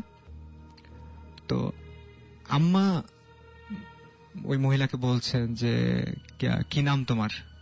মানে আমার এ সমস্ত এক্সপেরিয়েন্স আছে আম্মার, কারণ চাঁপাইনবাবগঞ্জের একটা শিবগঞ্জ কনসার্ট, ভালো মিষ্টি পাওয়া যায় ওখানে। শিবগঞ্জ এলাকায় কিন্তু ছত্রাজিতপুর নামে একটা গ্রাম আছে যেখানে আমার নানা বাড়ি। ওইখানে যদি খোঁজ নেন প্রত্যেক বাড়িতে একটা করে বা দুইটা করে জিনে ধরা মানুষ পাওয়া যাবে। নিয়ে আসেন তাদেরকে আমাদের সাথে, আমাদের আমরা চাই এরকম মানুষ এখানে আসুক, আমরা চাই। হ্যাঁ, চেষ্টা করব। তো যার ফলে আম্মা এগুলো বিষয়ে পরিচিত। তো আম্মা বলছে যে কি নাম তোমার। তো মহিলাটা কণ্ঠটা ওইরকম না যে কণ্ঠে সে কথা বলল, অনেক মোটা কণ্ঠ এবং পুরুষালী কণ্ঠ, এবং মানে মানে আসলে এটা বোঝানো যাবে না কণ্ঠটা কিরকম, মানে ওর কণ্ঠ না এটা, এবং কোনো মানুষ রাগ বা ক্রোধেও এরকম কণ্ঠে কথা বলে না, এটা একটা অন্যরকম কণ্ঠ। সে বলছে যে আমার নাম জ্বলন বাবা। জ্বলন বাবা, হ্যাঁ। ওকে। এটা শুনে আবার আমরা হাসতে লাগছি যে এরকম ফানি একটা নাম কেন জ্বলছে জ্বলন বাবা। তো পুরো শরীর কিন্তু উনি কচলাচ্ছেন, এগুলো কথা চলছে এবং উনি কিন্তু করে যাচ্ছে এই সমস্ত কাজ। তো আম্মা তখন বলছে যে তুমি যে মহিলাটাকে এত কষ্ট দিচ্ছ, ওর তো 1 বছরের বাচ্চা আছে, বাচ্চাটা কিন্তু ওনার পাশেই। বলছে ওনার তো 1 বছরের একটা বাচ্চা আছে, ওর বাচ্চাটার কি হবে, তুমি মহিলাটাকে কষ্ট দিচ্ছ, যাও না কেন। ওই মহিলা বলছেন ওই কণ্ঠে যে মিষ্টি পেলে চলে যাব, মিষ্টি। আম্মা ভাইয়াকে বলল যে তুই তাড়াতাড়ি মিষ্টি নিয়ে তো। ভাইয়া মিষ্টি আনার জন্য বের হচ্ছে, ওই সময় আবার উনি ডাক দিলেন যে শোন। উনি কিন্তু আপনি করে বলে আমাদেরকে, তখন বলছে শোন, মিষ্টি হাত দিয়ে তুলবি না, চামচ দিয়ে তুলে নিয়ে আসবি। ভাইয়া গেল, ভাইয়া গিয়ে 2টা মিষ্টি নিয়ে আসলো। 2টা মিষ্টি নিয়ে এসে ওর সামনে দিয়েছি। এতক্ষণ পর্যন্ত কিন্তু মহিলা আরো ক্লান্ত হয়ে গেছে এবং পুরো শরীর উনি কচলাচ্ছে, জ্বলছে এবং মানে চিৎকার করছে, কষ্ট পেলে যেভাবে মানুষ চিৎকার করে যন্ত্রণা পেলে। মিষ্টি দুইটা একটা প্লেটে আম্মা ওর সামনে দিল।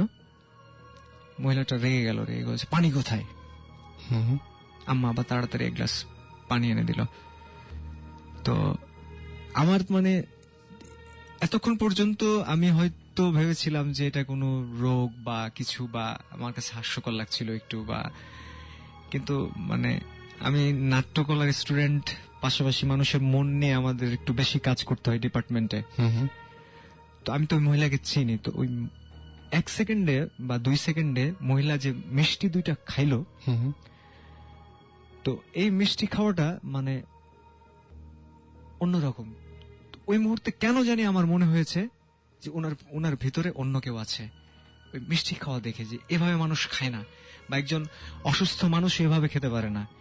উনি কি যেন একটা সিম্বল, যেটা আমি মানে হয়তো মানে দেখালে বোঝানো যেত, বলে বোঝানো যাবে না যে মানে কিভাবে উনি মিষ্টি দুটা খেলো। খাওয়ার পর যেহেতু প্রতিশ্রুতি দিয়েছিল যে মিষ্টি পেলে চলে যাবেন, খাওয়ার পর ওনাকে দেখলাম যে ঘরটাতে ঘুরতে লাগলো, শরীর কচলাচ্ছে আর ঘুরছে। সিনেমায় আমরা যেভাবে দেখি যে কোনো কিছু যাওয়ার আগে একটা ব্যাপক তোলপাড় করে যায়, এরকম ভাবে ঘরটা তিনি ঘুরতে ঘুরতে ঘুরতে ঘুরতে ঘুরতে মানে হঠাৎ করে বিছানা ছিল, বিছানার উপর শব্দ করে পড়ে গেল। তারপরে মানে ওই যে মহিলা যে কষ্টটা পেয়েছে, মোটামুটি 2 দিন সে বিছানা থেকে উঠতে পারেনি। এটা আমি দেখেছি ওইখানে। এটা আপনার একদম নিজের চোখে দেখা? হ্যাঁ, এটা আমার নিজের চোখের দেখা।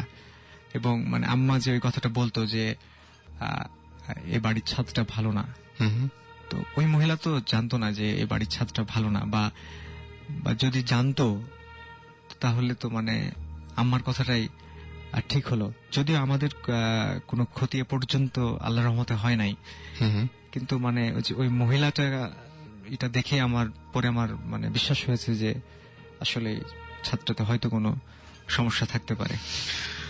ওকে, আচ্ছা, কৌশিক আমাদের SMS করে বলেছেন যে ভূত FM আজকে যেহেতু অন এয়ার হচ্ছে, অনেক থ্যাঙ্কস জানিয়েছেন আমাদেরকে। মুস্তাফিজ SMS করে বলছেন, আচ্ছা ভাইয়া, গল্পগুলো কি অ্যাকচুয়ালি ঘটেছিল নাকি বানিয়ে বানিয়ে বলার চেষ্টা হচ্ছে? আমি তার আগে মুস্তাফিজ আপনাকে একটা কোয়েশ্চেন করবো যে আপনি প্যারানরমাল ব্যাপার স্যাপার নিয়ে কি মানুষের সাথে এর আগে কোনোদিন আলোচনা করেছেন, বা আলোচনা করে থাকলেও আজ পর্যন্ত একটাও এরকম অস্বাভাবিক ঘটনা কি আপনার বিশ্বাস করতে ইচ্ছা করেছে বা বিশ্বাস করেছেন আপনি? আমরা অস্বাভাবিক যে সমস্ত ঘটনাগুলো, সেই ঘটনাগুলো বিশ্বাস করতে আমাদের কষ্ট হয়, বিশ্বাস করতে চাই না। আমরা কিন্তু আসলে অদেখা কোনো কিছু বিশ্বাস করতে পারি না বা বিশ্বাস করতে চাই না। এটা আমাদের একদম নেচার যে আমরা যেটা দেখি শুধুমাত্র সেটা বিশ্বাস করি, যেটা প্রমাণিত সত্য সেটাই বিশ্বাস করি। বাকি সবকিছু তো বিশ্বাস করা অসম্ভব। কিভাবে বিচার করি আমি বা আপনি এইখান থেকে যে ঘটনাগুলো আসলে ঘটেছিল কিনা? যারা বলছেন তারা যে মিথ্যা বলছেন না, এইটুকু মানে কি বলবো, যে আপনাকে এইটুকু আশ্বস্ত আমি করতে পারি। এবং এটা নিশ্চিত যে যারা বলছেন তারা যা দেখেছেন তাই বলছেন। এখন তারা সেটা কি হ্যালুসিনেশন ছিল নাকি ভুল কোনো কিছু ছিল বা অন্য কোনো ব্যাপার ছিল, এটা গড নোজ, আমি জানি না। আমাদের আরেকজন গেস্ট রয়েছেন, আমরা তার সাথে একটু পরিচিত হব। আপনার নামটা একটু বলবেন? আমার নাম দেবাশিস দে পঙ্কজ, ময়মনসিংহ মুক্তাগাছা। ময়মনসিংহ মুক্তাগাছা থেকে আপনি এসছেন। ওকে, আপনারও তো আজকে একটা ঘটনা মানে আপনি আমাদের সাথে শেয়ার করবেন। এই ঘটনা ঠিক কতদিন আগে ঘটেছিল? এইটা আজ থেকে প্রায় 4 বছর আগে। 4 বছর আগে ঘটেছিল না? ওকে, আপনার ঘটনা তো আমরা শুনবই। তার আগে বলি যে আমাদের কিছু SMS রয়েছে। সেই SMS গুলো হচ্ছে, আমাদের SMS করেছেন মাসুদ ধানমন্ডি, না আমাদের মাসুদ করিম SMS করেছেন। আমাদের SMS করেছেন ধ্রুবতারা, এবং ধ্রুবতারা বলেছেন যে the first day was my birthday. আচ্ছা, ওকে, হ্যাপি বার্থডে, যদিও একটু লেট করেই হলো তারপরেও। স্বর্ণা আমাদের SMS করেছেন আমাদেরকে রিপন, দীপক, সুজা, তন্ময়, এছাড়াও আমাদেরকে SMS করেছেন তিয়াস। SMS আচ্ছা, সুমন ভাইকে বার্থডে উইশ করেছেন তিনি। তুরাজ SMS করেছেন আমাদেরকে। এছাড়াও পার্থ SMS করেছেন, অ্যানি SMS করেছেন, ইতি, আকিফ, রোমান, জসিম সহ আরো অনেকে। আর আমাদের কাছে অসংখ্য ইমেলও আছে। সেই ইমেলগুলো আমরা একটা দুটা পড়ার চেষ্টা করব। তার আগে আমরা পঙ্কজের স্টোরি বা যে ঘটনাটা ঘটেছিল সেই ঘটনাটা একটু শুনে আসি। ঘটনাটা হচ্ছে আজ থেকে 4 বছর আগে। তো আমি আমার যে খালা আছে ওনার বাড়িতে গিয়েছিলাম ইন্ডিয়াতে। তো ওই জায়গা থেকে ব্যাক করার সময় মানে আমার স্বাভাবিক রাত্র হয়ে গেছিল। তো আমি এটা- তার আগে একটু বলি, পঙ্কজের সাথে আমার একটু আগে কথা হয়েছে। ইমেলটা যখন আমি পড়েছিলাম আমি খুব বেশি এক্সাইটেড ছিলাম, এবং পঙ্কজ গল্পটা বা ঘটনাটা আমাকে যখন প্রথম শেয়ার করে তখন থেকে সে খুব নার্ভাস ছিল এবং খুব এক্সাইটেড ছিল, এবং সে বেশি রকমের এক্সাইটেড। তো আমি বলবো যে একটু মন দিয়ে শুনবেন, তাই না? জিনিসগুলো একটু এলোমেলো হলেও কোনো সমস্যা নেই, আপনি আপনার মতো করে বলুন, কোনো সমস্যা নাই।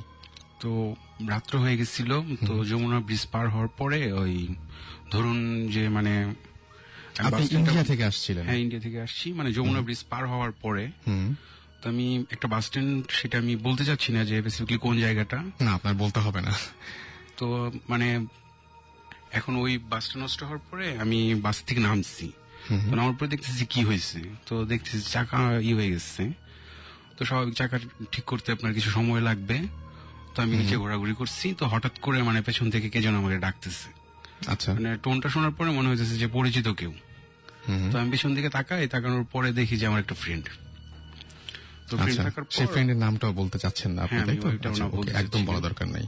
ঠিক আছে, আমি শুধু একটা কথা বলবো মাঝখানে, যে আপনি যখন ইমেলটা করেন, ইমেলটা আমি যখন নেই এবং ইমেলটার পাশে যখন এটা আমি যখন হচ্ছে ওয়ার্ড ফাইলে নেই, এবং ওয়ার্ড ফাইলে নিয়ে লাল ফন্টে বড় বড় করে লিখেছিলাম মারাত্মক। সুতরাং আমি বলবো যে অবশ্যই অবশ্যই এই ঘটনাটা একটু মন দিয়ে শুনবেন।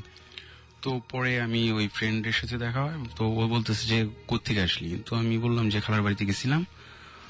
তো ওই এই জায়গায় একটা কথা বলি, ওই বাস স্ট্যান্ডটা যে জায়গায়, ওইটা হচ্ছে আমার নানার বাড়ি। আচ্ছা। তো আমাদের নানার বাড়ি ক্রস করার অনেক পরে আমাদের বাড়ি হুম হুম। মানে আরেকটা ডিস্ট্রিক্টে চলে যায়। আচ্ছা, তার মানে তো একটা আমি- সিরাজগঞ্জ বোধ হয় একটা, না? হ্যাঁ, ওইরকম। নানা বাসাটা সিরাজগঞ্জ, এটা হচ্ছে টাঙ্গাইল। হ্যাঁ, আচ্ছা, এরকম টাইপের কোন তো জায়গা? সরি, মানে মানে আমি মানে ধরে নিচ্ছি, হ্যাঁ, ধরে মানে এরকম ধরনের, যদি যমুনা ব্রিজ বা এরকম আপনি বলছিলেন, আশেপাশের কোন একটা জায়গা ধরলাম আমি, হ্যাঁ ধরলাম। ওরকমই। তো যেহেতু আমার বাড়িটা পরে, তার জন্য নানার বাড়িতে আমি নেমে যাচ্ছি। হুম। তো ওই জায়গায় মানে মানে ডিস্টেন্সটা কি এরকম যে ঢাকা গাজীপুর বা এরকম এরকম। এরকম ধরনের কোন একটা এরকম। জায়গা, যে ঢাকা গাজীপুর বা মানে কি বলবো, রাজশাহী চাপাই, উনি যেহেতু চাপাই থেকে আসে, হ্যাঁ, এরকম ধরনের কোন একটা ডিস্টেন্স হবে? মানে ওই যমুনার পরে আমাদের ময়মনসিং তো বাসা আমাদের নিজস্ব। ও আচ্ছা আচ্ছা আচ্ছা আচ্ছা, ওকে। তো আমি ওই জায়গায় ফ্রেন্ডের বলি যে আমি বাড়িতে যাবো, নানার বাড়িতে যাবো। হুম। তো বলে চল আমার সাথে চল। তো আমি বললাম যে তুই কোথায় ছিলি এত রাত্রে? তো বললো যে আমার বোনের বাড়ি আছে, ওই জায়গায় আমি ছিলাম। আচ্ছা। তো এটা বলার পরে আমি বলছি তাহলে চল, কিন্তু এই হয়ে যাবো কিভাবে, অনেক দূর তো। হুম। তো বলছে দেখি ভ্যান ট্যান পাওয়া যায় কিনা, ওইদিকে অনেক ভ্যান করে। আচ্ছা। তো উনি ভ্যানের ইয়েতেই করছে। তো করার পরে পিছন থেকে দেখি একটা ভ্যান আসতেছে।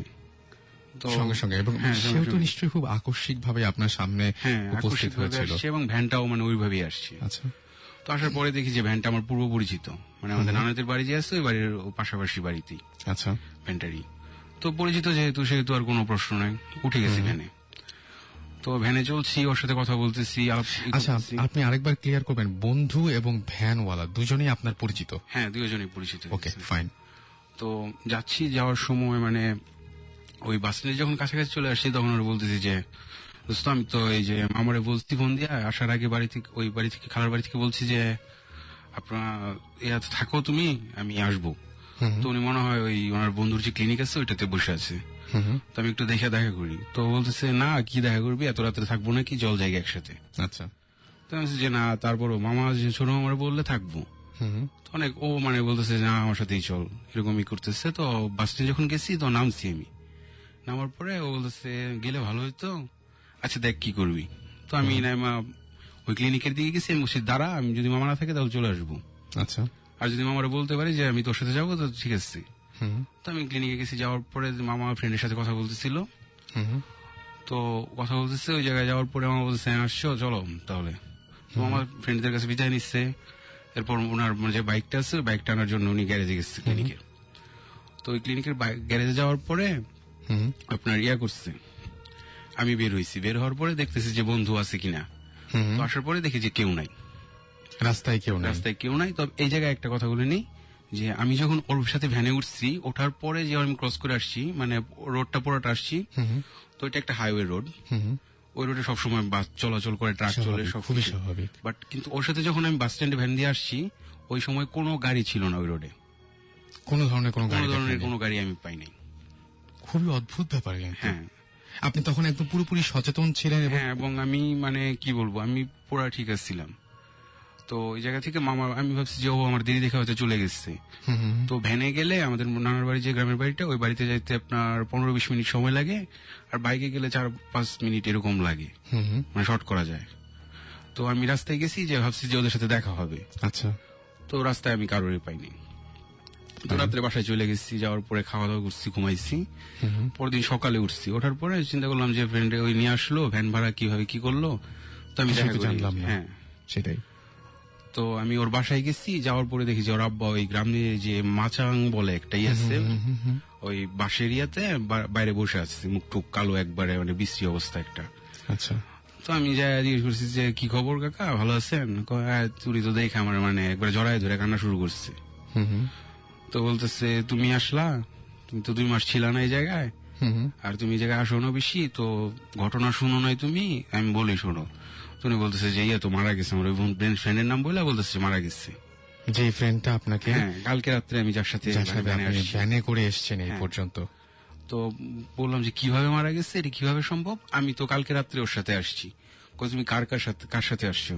এবার আপনার ওই ফ্রেন্ডের নাম বললাম, আর বললাম যে ওই ভ্যানওয়ালা, যে যার নাম যে আসছি, যার সাথে আসছি।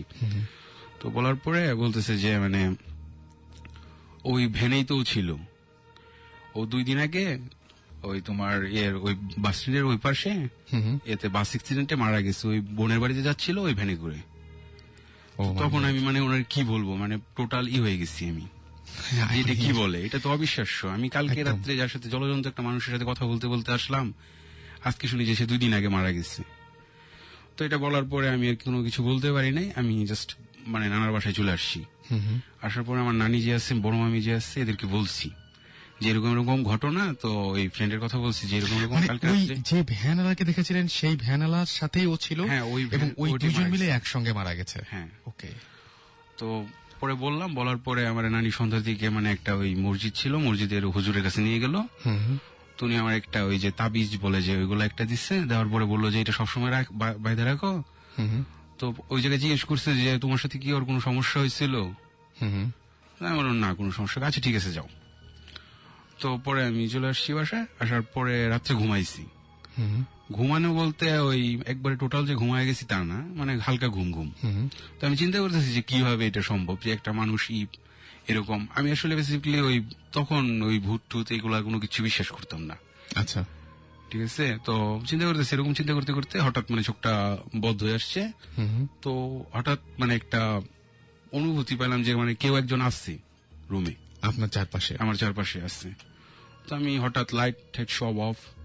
তো আমি হঠাৎ করে তাকাইছি, তাকানোর পরে দেখি যে মানে ফেসটা বোঝা যাচ্ছে না টোটালি যে কেউ একজন আসছে এরকম একটা বোঝা যাচ্ছে, বাট অনুভূতি হচ্ছে আমার ফ্রেন্ড এবং ওই যে ভ্যানওয়ালা ছিল, এরা 2 জন দাঁড়ায় আসছে।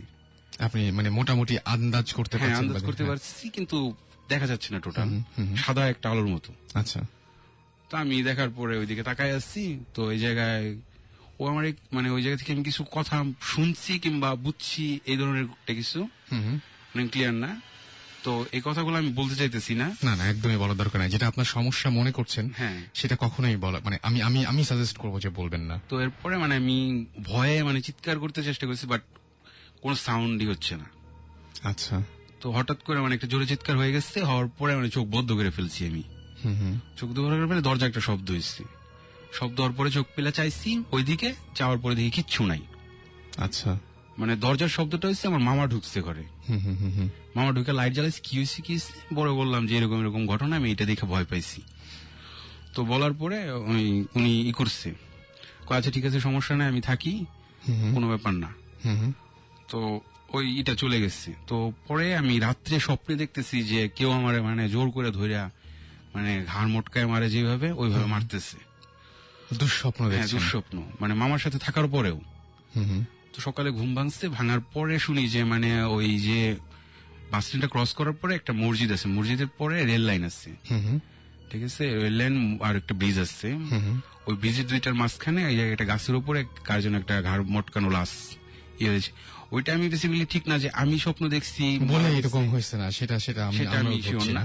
তবে এই জিনিসটা আমার ছাড়ে নাই। মানে মিলে গেছে হ্যাঁ, জিনিসটা। মিলে গেছে, বাট আমার এই জিনিসটা ছাড়ে নাই। আপনি আমাকে এখন একটা কথা বলবেন, হ্যাঁ, সেটা হচ্ছে যে আপনি কেন আপনার বন্ধুর নামটা বললেন না আমাদেরকে? নাম কিন্তু বলতে হবে না। না, নামও বলতে চাচ্ছি না আমি। মানে ওর সাথে ফার্স্ট টাইম হচ্ছে যে আমি হুজুরের একটা কথা বলি নাই, সেটা মেলেও বলি নাই, এখনো বলি নাই। যেটা ঘটেছে মানে একটা কথা আপনি এখন পর্যন্ত চেপে গেছেন একদম পুরোপুরি। হ্যাঁ, ওইটা হচ্ছে যে মানে ওর সাথে আমার একটু সমস্যা হয়েছিল।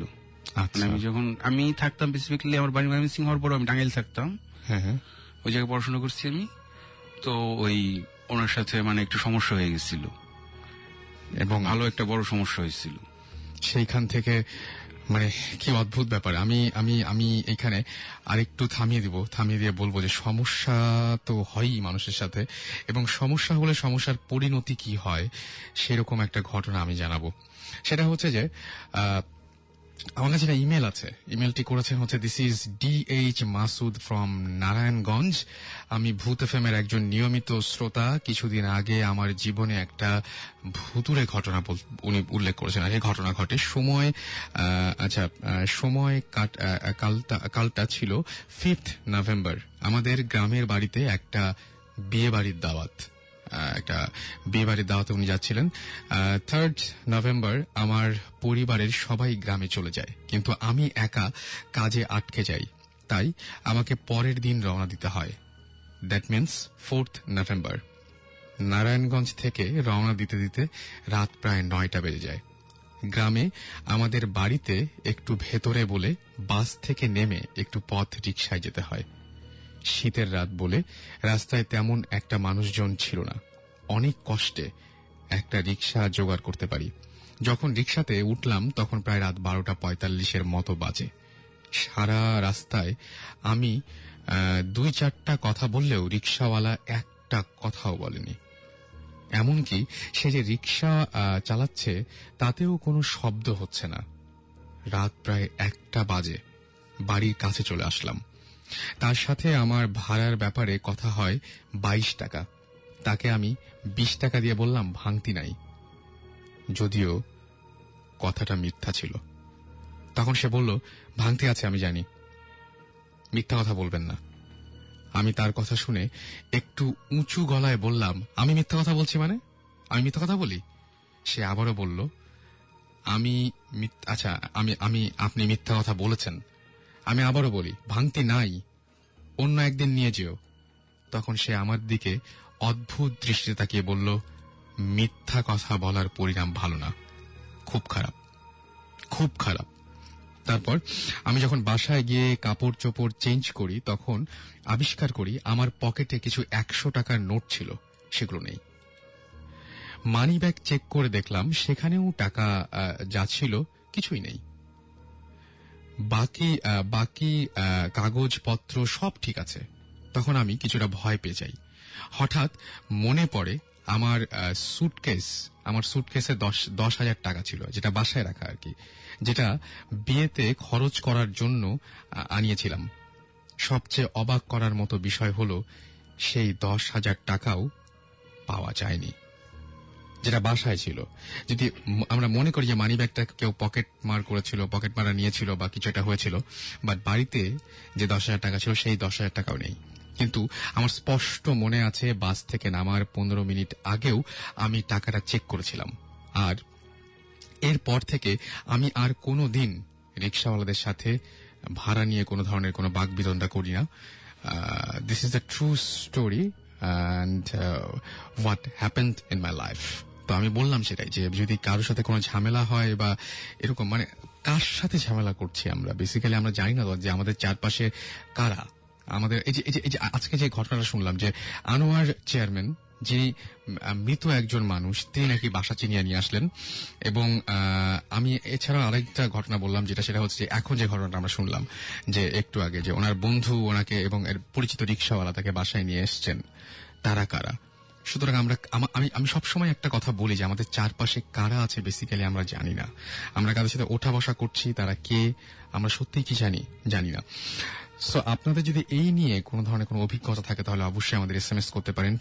শাউট লিখবেন, SHOUT শাউট, স্পেস দিয়ে আপনার নাম, স্পেস দিয়ে আপনার মেসেজ পাঠিয়ে দিবেন 9840 নাম্বারে। আর যারা ইমেল করতে চান তারা boothfm@radiofurti.fm এ ইমেল করবেন, এবং ইমেলের সাথে অবশ্যই নাম, ঠিকানা এবং আপনার ফোন নাম্বার, এই তিনটা, যে ফোন নাম্বারটা সবসময় অ্যাভেলেবল, এরকম একটা ফোন নাম্বার অবশ্যই জানাতে ভুলবেন না। আর আমিও বলবো যে আপাতত একটা ব্রেক নিয়ে আসি। তার আগে বলবো যে আমাদের অমিত এসএমএস করেছেন, আনাফি, তানিয়া, অভিষেক এসএমএস করেছেন, পূজন, রাব্বি এসএমএস করেছেন, আনোয়ার, মনির, কমল, দোলা, অপেল, রুবেল সহ আরো অনেকে। এছাড়াও আমাদের এসএমএস করেছেন দেখতে পাচ্ছি ফারুক, অনি, মাহিন, সুমন, আখি সহ আরো অনেকে। সো স্টে টিউনড, রেডিও ফুর্তি ফিরে আসবো একটু পরেই। আর এখন আপাতত একটা গান শুনে আসবো, কোথাও যাবেন না, ফিরে আসছি এই গানটি পরপরই। Futi. Don't stop the Futi. Radio Futi 88.0 FM.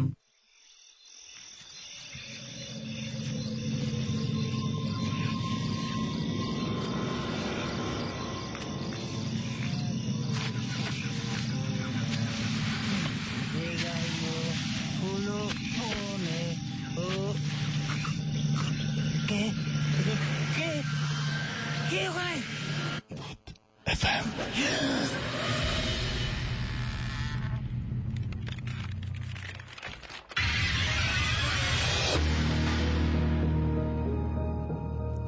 That's right. রাতের বেলায় ভুল করে কেউ কোশ্চেন করবেন না যে কে ওখানে, কারণ এত রাতে আপনার সাথে থাকে একমাত্র রেডিও ফুর্তি এবং ভূত এফএম, এবং সাথে আছি রাসেল। আর চলছে আমাদের সেই যে সমস্ত এই মুহূর্তে গেস্টরা রয়েছেন তাদের অদ্ভুত অদ্ভুত সব ঘটনাগুলো আমরা জানতে পারছি। আপনাদের গত সপ্তাহে আমরা অসংখ্য SMS পেয়েছিলাম একটা বিষয় নিয়ে, সেটা হচ্ছে যে ফয়েজ লেক।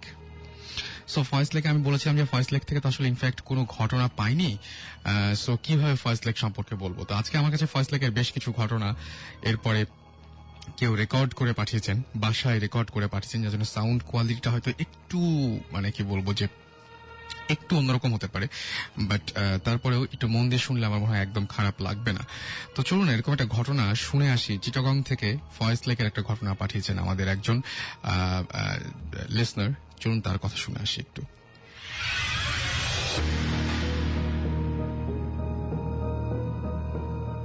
হাই, আমি পারভেজ। প্রথমে সবাইকে জানাচ্ছি হ্যাপি নিউ ইয়ার। তো আমি আজকে যে ঘটনাগুলো শেয়ার করবো সেগুলো হচ্ছে ফয়েজ লেক নিয়ে। তো ফয়েজ লেক নিয়ে অ্যাকচুয়ালি অনেক ঘটনা আছে যেগুলো খুব ভয়ঙ্কর ভয়ঙ্কর ঘটনা, বলে শেষ করা যাবে না। তো আমি যে ঘটনাগুলো বলবো সেগুলো হচ্ছে আমাকে নিয়ে ঘটছে এরকম কিছু ঘটনা। তো ঘটনাটা বলি যে আমি আর আমার ফ্রেন্ড একবার ফয়েজ লেক গেলাম। তো ফয়েজ লেক যারা গেছেন তারা নিশ্চয়ই দেখছেন যে উপরে ওঠার জন্য দুইটা সিঁড়ি আছে, একটা হচ্ছে ডানে আর একটা হচ্ছে বামে। তো ডান দিকেরটা একটা ঝর্ণা আকারের একটা জিনিস আছে, ঝর্ণার মতো। তো আমি আর আমার ফ্রেন্ড উপরে উঠলাম ডান সাইডের সিঁড়িটা দিয়ে। তো আমরা ঘুরলাম, মানে অনেকক্ষণ ঘোরার পরে আমরা ঝর্ণার পাশে এসে বসলাম। আর আমার ফ্রেন্ড মিনার ছিল আমার সাথে, তো ওকে বললাম যে তুই যা পপকর্ন নিয়ে। তো ও গেল, আমিও খুব অন্যমনস্ক হয়ে মানে ঝর্ণার পানি দেখতেছিলাম। তো অনেকক্ষণ মানে খুব অন্যমনস্ক হয়ে পানি দেখতেছিলাম আমি। তো হঠাৎ আমার চোখ বামে গেল, সেখানে আমি দেখলাম যে একটা মহিলা কালো কাপড় পরে, মানে ওনার সারা গায়ে কালো কাপড় পরা, মানে চাদরের মতো অনেকটা। আর কাপড়টা ছিল খুব পুরনো, কুঁজো হয়ে উনি ঝর্ণার উপর একটা তাক আছে সেখানে বসে রয়েছে। তো সেখানে বসার আসলে কোনো স্কোপ নাই, সেখানে বসা মানে সম্ভব না অ্যাকচুয়ালি সেটা না যে ওখানে কেউ মানে বসে না। তো আমি একটু আশ্চর্য হলাম যে কি ব্যাপার, মহিলাটা এরকম করে বসে রইলো কেন, মাথা নিচু করে কুঁজো হয়ে, আর চুলগুলো ছিল এলোমেলো। তো আমি উঠলাম, উঠে একটু দাঁড়ায়া উকি টুকি মারলাম। তারপরে আমি ভাবলাম যে হয়তোবা এমনি বসে রয়েছে। যাই হোক, আমি আবার আমার মতো ইয়াতে করতেছি। তো হঠাৎ আমার ফ্রেন্ড আসলো, আমাকে পপকর্ন দিল। আমি ওরে খুব আস্তে আস্তে বললাম যে কি ব্যাপার, এই মহিলাটা পাগল নাকি যে উনি এরকম করে বসে রয়েছে ইয়ার উপরে, এখানে কি বসা যায়? কাউকে তো কোনো সময় বসতে দেখি নাই। তো বলছে তুই কার কথা বলছিস? আমি বললাম যে ওই যে ওখানে একটা যে মহিলাটা বসে রয়েছে কালো কাপড় পরা। তো বললো যে ওখানে তো কেউই নেই। যখন আমি মানে ফিরলাম তখন দেখলাম যে না, সেখানে কেউই নেই। তো জিনিসটা আমি খুব আশ্চর্য হলাম। তারপরে আমি ভাবলাম যে না, হতে পারে অ্যাকচুয়ালি আমার কল্পনা। যাই হোক, আমি তারপর আর কারোর সাথে ঘটনাটা শেয়ার করে নেই। তো আমি 3-4 মাস পরে আমি ঢাকায় গেলাম আমার একটা কাজিনের বাসায়। কাজিন অ্যাকচুয়ালি আমার ফ্রেন্ড ধরনের। তো যাই হোক আমি গেলাম সেখানে। তো অনেকদিন দেখা সাক্ষাৎ নাই ওর সাথে। তারপর আমি কথা বলতেছি ওর সাথে। তো হঠাৎ কথা চলে মানে ভয়েস লিক চলে আসছে। তো বলতো তোদের ভয়েস লিকটা অনেক ভয়ঙ্কর, যেমন সুন্দর এমনি ভয়ঙ্কর। আমি ওরে বললাম যে কেন বলতেছিস? ও বললো যে আমি আর আমার একটা ফ্রেন্ড আমরা গেলাম ভয়েস লিকে একবার। তো ফয়েজ লেকে যখন আমরা গেছি তখন মানে অনেকটা সন্ধ্যা। তখন আমি একটা জিনিস দেখলাম। বললাম কি? দেখলাম যে ঝর্ণার মানে যেখানে একটা ঝর্ণা আছে তো ওইটার উপরে তাকে একটা মহিলা কালো কাপড় পরা এবং সে কুজো হয়ে বসে রয়েছে। আর তখন ছিল মানে সন্ধ্যা, আর আমিও দেখছিলাম সন্ধ্যায়। তো আমি মানে মনে মনে বললাম, তখন আমি ওরে বলি নাই, আমি তখন মনে মনে বললাম যে কি ব্যাপার, ঘটনাটা তো আমার সাথে মিলে যাচ্ছে। তো যাই হোক, এরপর আমি ওর থেকে মানে শুনলাম যে ও বলতেছে যে মানে মহিলাটাও ওখানে বসে রয়েছে। তো ওর ফ্রেন্ড কি করলো, মহিলাটার কাছে গেল এবং সে ওনাকে মানে ডাকলো। তো উনি যখন ওনার দিকে তাকাইছে নাকি ও বেহুশ হয়ে গেছে। মানে মহিলাটার চেহারা যে মানে এতটাই ভয়ঙ্কর ছিল যে ও সাথে সাথে বেহুশ হয়ে গেছে সেখানে। তো আমার ফ্রেন্ড ও কি করলো, ওর ফ্রেন্ডকে মানে সেখান থেকে দিল, সবাই আসলো, মানে ওকে তারপর বাসা নিয়ে মানে নিয়ে চলে গেছে ওরা। তো ইত্যাদি ইত্যাদি এরকম আরো কিছু বললো। তো আমি বললাম যে তুই প্রথম যে ঘটনাটা বলছো সেটা তো আমার সাথে মানে আমিও এই জিনিসটা ফেস করছি। তো তখন আমরা দুজনেই আসলে মানে ভয় পাইলাম জিনিসটা, কারণ আমি মনে করছিলাম হতে পারে এটা আমার কল্পনা, কিন্তু না, এটা আমার ফ্রেন্ড, তারপরে ওর ফ্রেন্ড, মানে তিনজন মানুষ এটা একই জিনিস দেখলাম, যে মানে আসলে সত্যি এটা অনেক ভয়ঙ্কর একটা জিনিস। রাইট, ঘটনাটা ছিল ফয়েজ লেকের।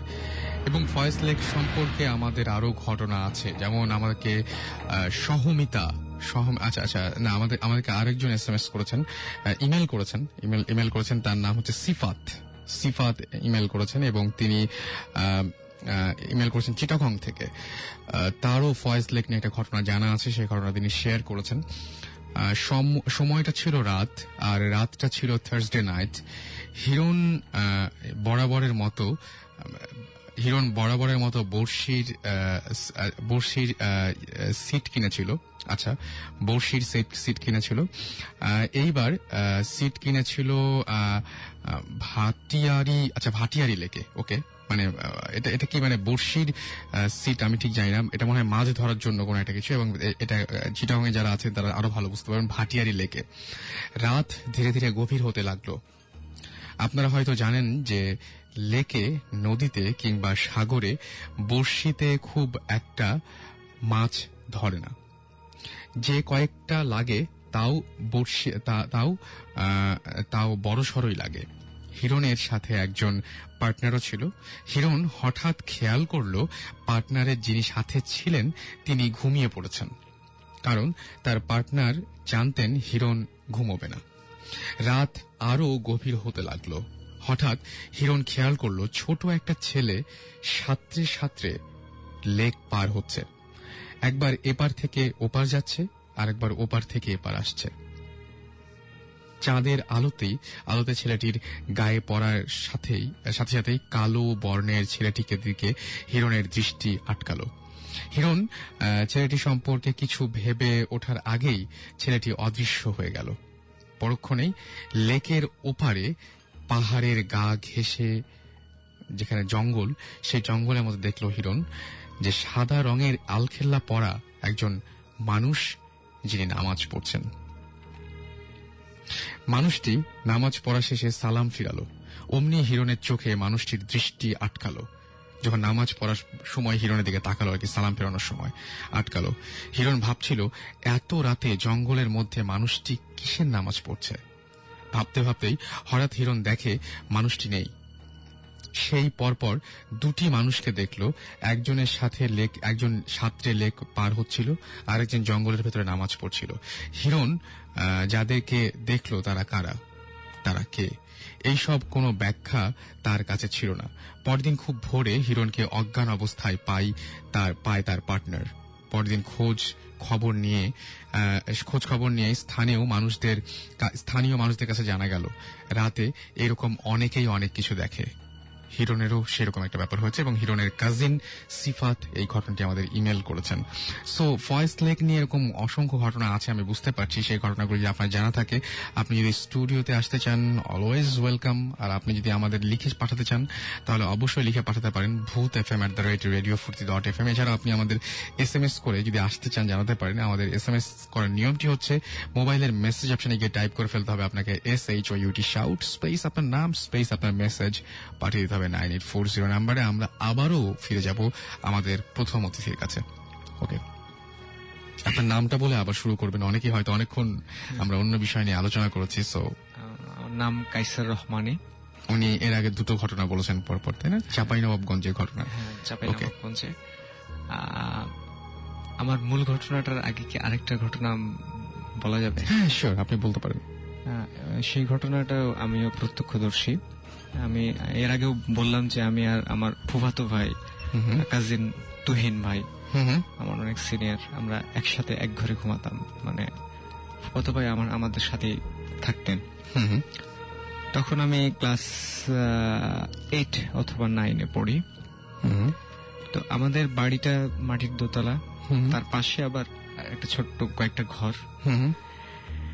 তো আমাদের যেটা বাথরুম ছিল সেটার কোনো দরজা ছিল না, সেটা ছিল আপনার চট, মানে গ্রামে চট বলে ওটাকে আর কি, মানে বস্তা বা স্যাক, ওটা দিয়ে দেওয়া হয়েছিল ওটার উপরে বাথরুমে। তো আমি ঘরে, তুহিন ভাইয়া প্রায় রাত তখন 2:30-3টা এরকম হবে, উঠেছে বাথরুমে যাবে এই জন্য। ওকে, তো উঠে দেখে যে পানির শব্দ। তো উনি লাইট যেহেতু উনি অন করেছে, আমার ঘুম ভেঙে গেছে। তো উনি আবার ভাবলো যে মামি মানে আমার আম্মা অথবা আব্বা থাকতে পারে। তো উনি আম্মার কথাটা বেশি মনে করছে, মামি হয়তো আছে, এই জন্য আবার চলে আসছেন ওখান থেকে ঘরে। 10-15 মিনিট পরে আবার সেখানে গেছে, দেখেছে পানি পড়ছে। ওকে, তো উনি বিষয়টা খুব সহজভাবে নিয়েছে, আসছে। এসে আবারও প্রায় 15-20 মিনিট পরে গেছে, দেখেছে তখনও পানির শব্দ। পানি ব্যবহার করলে যেরকম শব্দ হয় সেরকম শব্দ হচ্ছে। তারপরে এসে আমাকে বলছে যে কি বাথরুমে মনে হয় মামি গেছে অথবা মামা গেছে। মানে আমি জিজ্ঞেস করেছি যে কি ব্যাপার। তো এতক্ষণ লাগার তো কথা না, প্রায় 45 মিনিট 1 ঘন্টা হয়ে গেছে এরকম। তখন আমি রুমে বসা, তুহিন ভাইয়া ওই যে জানালার কথা বললাম, ওই জানালায় গিয়ে বলছে মামি মামি এভাবে ডাকছে। তখন আম্মা কথা বলেছে। আম্মা যখন কথা বলেছে তখন মানে তুহিন ভাইয়ের ফার্স্ট প্রশ্নটা মাথায় আসছে যে তাহলে ওইখানে কে, রহমানি যেহেতু রুমে, মামি রুমে, তো বলছে যে বাথরুমের লাইটটা জ্বালান তো, মানে লাগে বাথরুমের লাইটটা আমাদের ঘর থেকে, আম্মার ঘর থেকে যেত। আম্মা এটা দিয়েছে। তো লাইটটা দেওয়ার আগেই তুহিন ভাই আবার ওই রুম থেকে বাথরুমের ওইখানে গেছে। তো উনি দেখে কি এক মহিলা এবং মহিলার সাথে একটা 2-3 বছরের বাচ্চা, দুইজনই বাথরুম থেকে বের হয়ে। তুহিন ভাইয়াও মানে আমাদের আবার একটা গোলঘর ছিল ওইদিকে, গোলঘরটা ছিল, পরবর্তীতে গরুও ছিল না, গোলঘরটাকে মানে আর ছিল না, যাতায়াত করা যেত গোলঘরের ভিতর দিয়ে। যাতায়াত করা যেত, কিন্তু বাড়ির বাইরে আপনি যেতে পারবেন না, মানে একটা স্পেস আর কি বাড়ির ভেতরে। বুঝতে পেরেছি।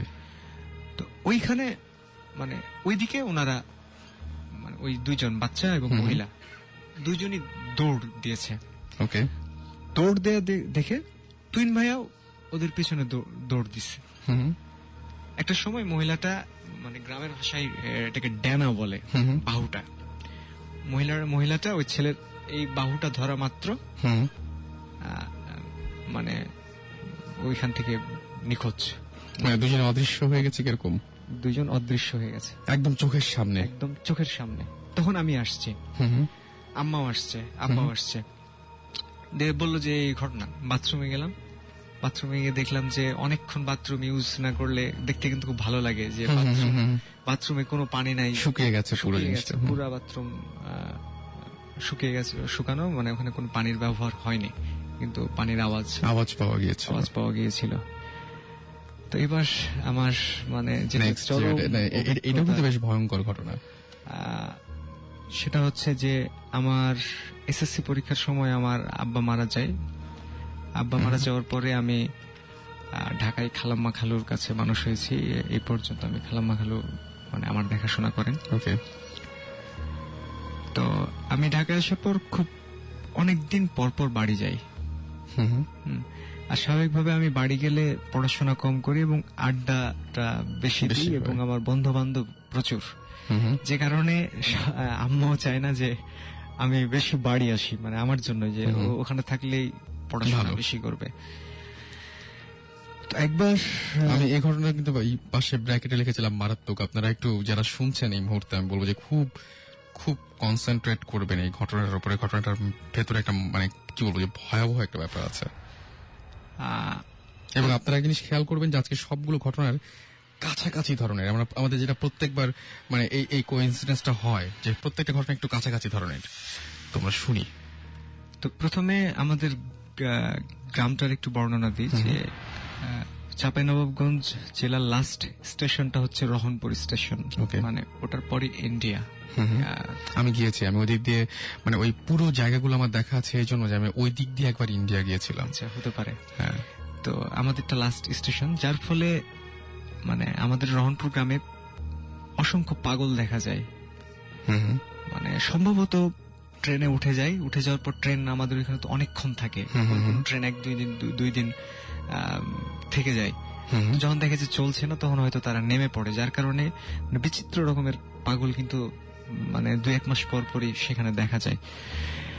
তো রহনপুর বড় বাজার যেটা, সেখানে একজন পাগল ছিলেন, ওর নাম হচ্ছে সামু পাগল। আমরা স্থানীয়ভাবে তাকে সামু পাগল বলি। তো সামু পাগল ওর হচ্ছে যে পাগলরা সাধারণত একটু অপরিষ্কার হয় এবং মানে চুল অপরিষ্কার হয়, দাড়ি অপরিষ্কার করে না ঠিক মতো, গোসল করে না ঠিক মতো। কিন্তু ওটার সে বিপরীত ছিল। আচ্ছা। সুদর্শন ছিল চেহারা, মানে ফর্সা, মুখ ভর্তি কালো দাড়ি, আর চুলও অনেক ঘন এবং খুব বড় না, কিন্তু মানে ঘনত্বের কারণে মনে হতো যে অনেক মানে অনেক বেশি চুল। এবং আমি দেখেছি ওনাকে যে উনি বসতো মুনি ঋষিদের মতো, মানে চালচলনে একটা আভিজাত্য ছিল। এবং মানে পাগলরা পাগলামি করতো, ও কিন্তু পাগল, কিন্তু পাগলামি করতে আমি কখনো দেখি না। এই রহনপুর বড় বাজার যেটা, মানে বাজার একটা, ওই বড় বাজারে সিলেক্টিভ 5 থেকে 6টা দোকানে সে নিয়মিত বসতো, আর ওখানেই থাকতো, ওখানেই ঘুমাতো। বাজারের যে ছাউনিগুলো, যে দোকানগুলোতে বসে থাকতো, তো বসতো। আবার মনির ঋষিরা ধ্যান করে যেভাবে, ঠিক ওইভাবে বসতো, আর বিড় নিজে নিজে কি বলতো। আর সিগারেট খেত খুব, সবসময় হাতে দেখতাম সিগারেট। ওই নির্দিষ্ট কয়েকজন লোকের কাছে চাইতো কিছু, কেউ দিলে খেত, না দিলে খেত না, এবং উপদ্রব করতো না সে। ওকে। এই কারণে তাকে মোটামুটি এখনো আমার মনে হয় যে সবাই খুব বেশ সমাদর করে বা সবাই তাকে পছন্দই করে বলা যায়। তো আমি আব্বার মৃত্যুর পর খালু আমাকে ঢাকায় নিয়ে চলে আসে। আমি ঢাকার বিসিএসসি কলেজে ভর্তি হই।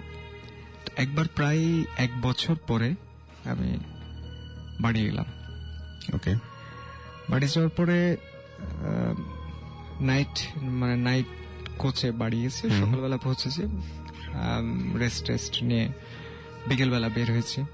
বিকেলবেলা বের হয়ে বন্ধুদের সাথে আড্ডা, এবং আমি মানে এখন পর্যন্ত এখনো বাড়ি গেলে আম্মার প্রচন্ড বকা খাই এবং প্রচুর রাত করি, মানে বাসায় ফিরতে রাত হয়ে যায়। তো তখন আড্ডা দিতাম। আমাদের ওখানে একটা সিনেমা হল আছে, মুক্তাশা সিনেমা হল। ওই সিনেমা হলে আমরা প্রত্যেক মানে বন্ধুরা আড্ডা দিই সবাই, এবং রাত হয় অনেক। তো একদিন আড্ডা দিতে দিতে প্রায়, এটা হচ্ছে 2000 সালের ঘটনা। 2000 সালে ঘটনা। তখন আমি কলেজে দ্বিতীয় বর্ষে পড়ি। আচ্ছা। তো আড্ডা দিলাম অনেকক্ষণ আড্ডা দেওয়ার পরে আমি বাড়ি যাব। রহনপুরের সবচাইতে সুন্দর এবং বড় কবরস্থানটা হচ্ছে খোয়াড় এলাকায়। খোয়াড় মোড় মানে ওইখানে এক সময় খোয়াড় ছিল, মানুষজন বসবাস কম ছিল, ওই গবাদি পশু গরু ছাগল যে জেলখানা যেটা আচ্ছা সেটা খোয়াড়। তো এই জন্য ওই জায়গাটার নামকরণ খোয়াড় মোড়। তো এই খোয়াড় মোড়ে আমাদের নতুন বাড়িটা, ওই বাড়িতে আমরা এখন থাকি। তো ওই সবচেয়ে সুন্দর বড় কবরস্থানটা পরিষ্কার পরিচ্ছন্ন খুব, এবং কবরস্থান সম্বন্ধে আর যা যা থাকে যে খুব ভয়ঙ্কর এটা সেটা আমাদেরটা সেটা না, আমাদেরটা হচ্ছে খুব মানে পরিষ্কার পরিচ্ছন্ন এবং খুব চমৎকার একটা কবরস্থান। তো ওইখান থেকে আমার বাড়ি যেতে হেঁটে যেতে 5 মিনিট লাগে। আচ্ছা, ওইখান দিয়ে যেতে হয়। তো রাত 12:30 1টা প্রায় বেজে গেছে আড্ডা দিতে দিতে। আমি যাচ্ছি, আমি গেলাম কবরস্থানের পাশ দিয়ে। তো সামু আসছে, সে নির্দিষ্ট কয়েকজনকে যে পছন্দ করতো, তো ওর মধ্যে আমি একজন ছিলাম। আচ্ছা। তো সামু এসে বলছে যে টাকা দে। আমি আবার তুই বলতাম ওকে, তুই বলতাম, আসলে বলাটা আসলে ঠিক না, বলতাম কেন জানি। বলছে যে টাকা দে। তো আমার তাকে ভালো লাগতো, কারণ সে একটা পাগল, কিন্তু এই যে মনির ঋষিদের মতো চলাচল, কোনো পাগলামি করে না, পরিষ্কার পরিচ্ছন্ন, এবং দীর্ঘদিন থেকে তাকে দেখে আসছে ছোটবেলা থেকে, প্রায় 20 বছর একই জায়গায় ছিল, যার ফলে একটা মায়া মমতা কাজ করে তার প্রতি। আর আমি অনেকদিন পরে বাড়ি গেছি, আমি দিলাম টাকা দিয়ে পরের দিনও বিকেলবেলা বের হয়েছি, 1টা-2টা পর্যন্ত ঘুমাই, কাজ থাকে না তো বাড়িতে গেলে কোনো। আর আম্মাও বকাঝকা তখন একটু কম করে, ভাইয়া একটু বকাঝকা করে। তো আবার আড্ডা দিয়েছি, ঘোরাফেরা করেছি। তা আমার কোনো বন্ধুর বাড়ি মানে খোয়াড় মোড়ে না, বিভিন্ন জনের বিভিন্ন জায়গায়। ওকে। তো আমি আবার বাড়ি আসছি 12:30 1টা। আর তখন কবরস্থানটা মানে এখন সেটা বাউন্ডারি দেওয়া হয়েছে এবং পর্যাপ্ত লাইট লাগানো হয়েছে, তখন এটা ছিল না। ওকে। এবং ওইখানকার মোড়টাতে অনেক ক্লিনিক হয়েছে এখন, তো ক্লিনিক গুলো ছিল না, একদম ফাঁকা জায়গা ছিল এটা। আমি আসছি, আস্তে কবরস্থানের পাশ দিয়ে আসছি, আবার সামু আসছে। সামু এসে বলছে যে টাকা দে। আমি কিছু মনে করিনি, আমি দিলাম, চাইতে পারে, স্বাভাবিক। বাসায় চলে গেছে, বাড়িতে চলে গেছে। ভাইয়া বকাঝকা করলো, আম্মারও একটু ঝামেলা হয়, কারণ রাত্রেবেলা আবার আম্মাকে উঠাতে হয়, আমার আম্মা খাবার দেয়। ওকে। পরে 2-1 দিন আসছি, কোনটা 2-1 দিন আমি আর দেখি নাই তাকে। তারপরে একদিন আমি আসছি, এসে ঠিক কবরস্থানটার পাশ দিয়ে যাচ্ছি, তখনও 1টা-1.5টা বাজে। তো মানে কান্নার আওয়াজ, এই হু হু হু করে কান্নার আওয়াজ। তো আমি চিন্তা করলাম যে এখানে মানে কাঁদছে কে।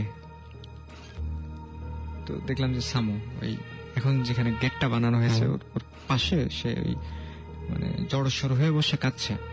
তা আমি আবার তার পাশে গেছি। পাশে গিয়ে আমি বলছি যে কি ব্যাপার, কাঁদছিস কেন? তো ও কিছু বললো না, ও কিছু না বলে আমি যেদিক দিয়ে আসছি সেই দিকে চলে গেল, মানে বাজারের দিকে গেল। আমি আবার ওর বিপরীত দিকে আমার বাড়ি। আমি আর কিছু বললাম না, আমি তখন আমার বাড়ির দিকে যাচ্ছি।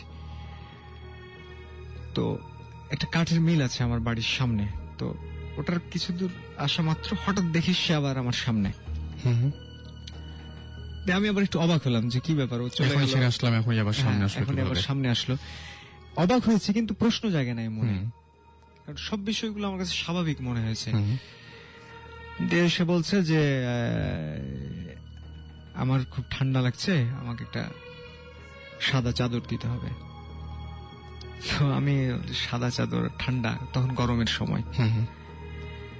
তো আমার মানে এখন যেটা মনে হয়, যেমন একটু আগে যে গল্পটা বলছিলাম যে ওই মহিলার হাসি, তো শামুর চোখ দুইটা মানে কেমন একটা মমতা, মানে সে চাচ্ছে।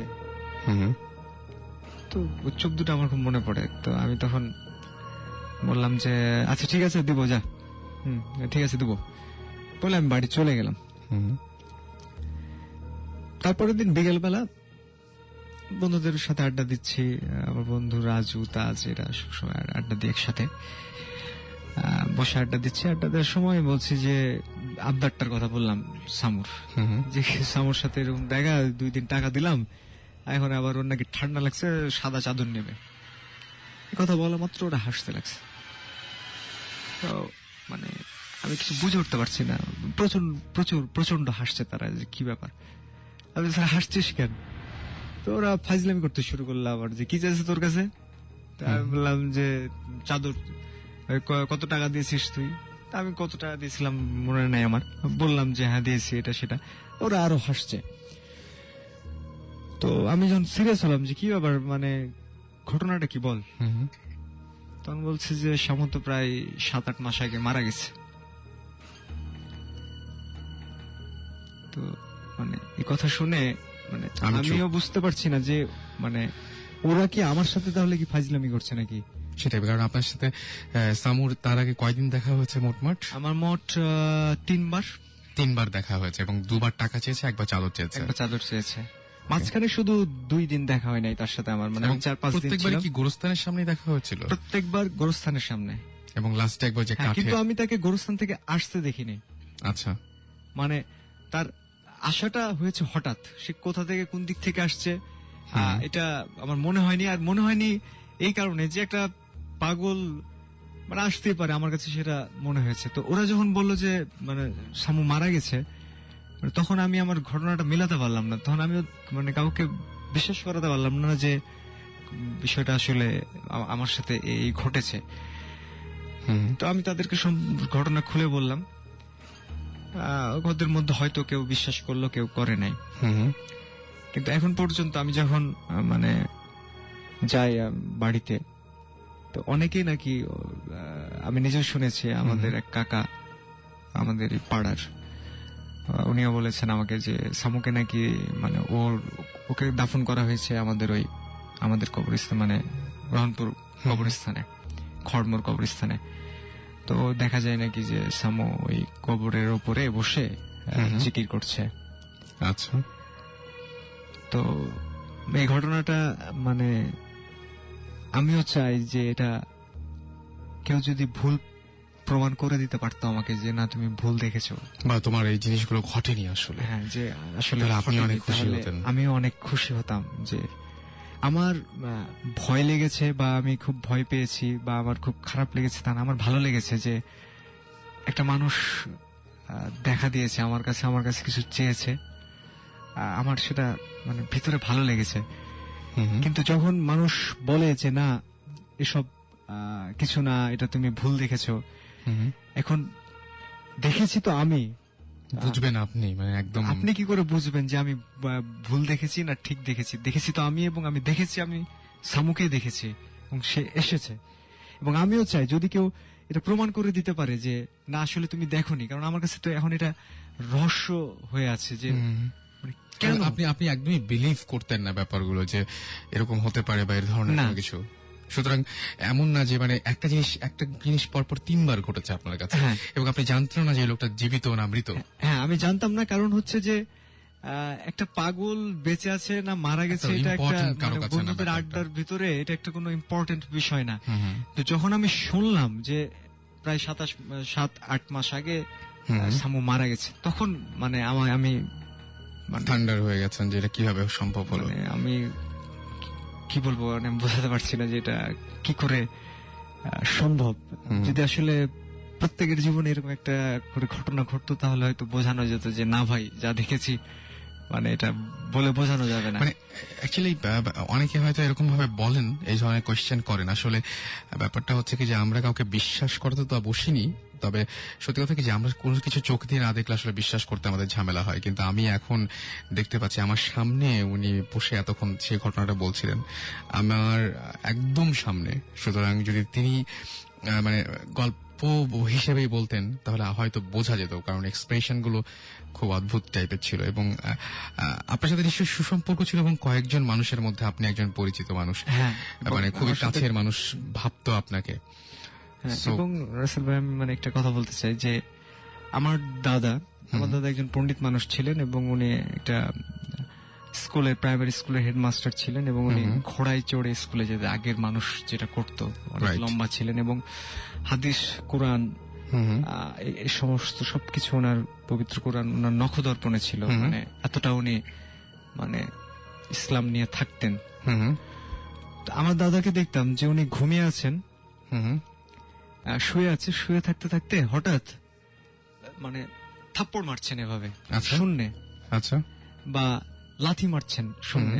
জিজ্ঞেস করতাম দাদা কি হয়েছে, বলছে ওরা আমাকে খুব ঝামেলা করে, আমাকে খুব জ্বালায়। মানে কে জ্বালায়? জিনরা জ্বালায়, এই জন্য উনি মার দিয়ে সরাচ্ছেন।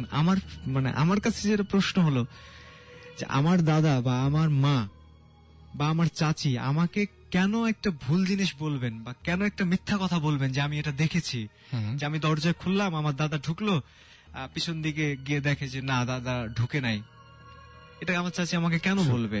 Very true. রিপন এবং পীযূষ আমাদের এসএমএস করেছেন এবং তারা বলছেন যে আচ্ছা তাসবির এসএমএস করেছেন ফ্রম রাহানপুর এবং তিনি বলছেন ঘটনা অনেক ক্রিটিক্যাল।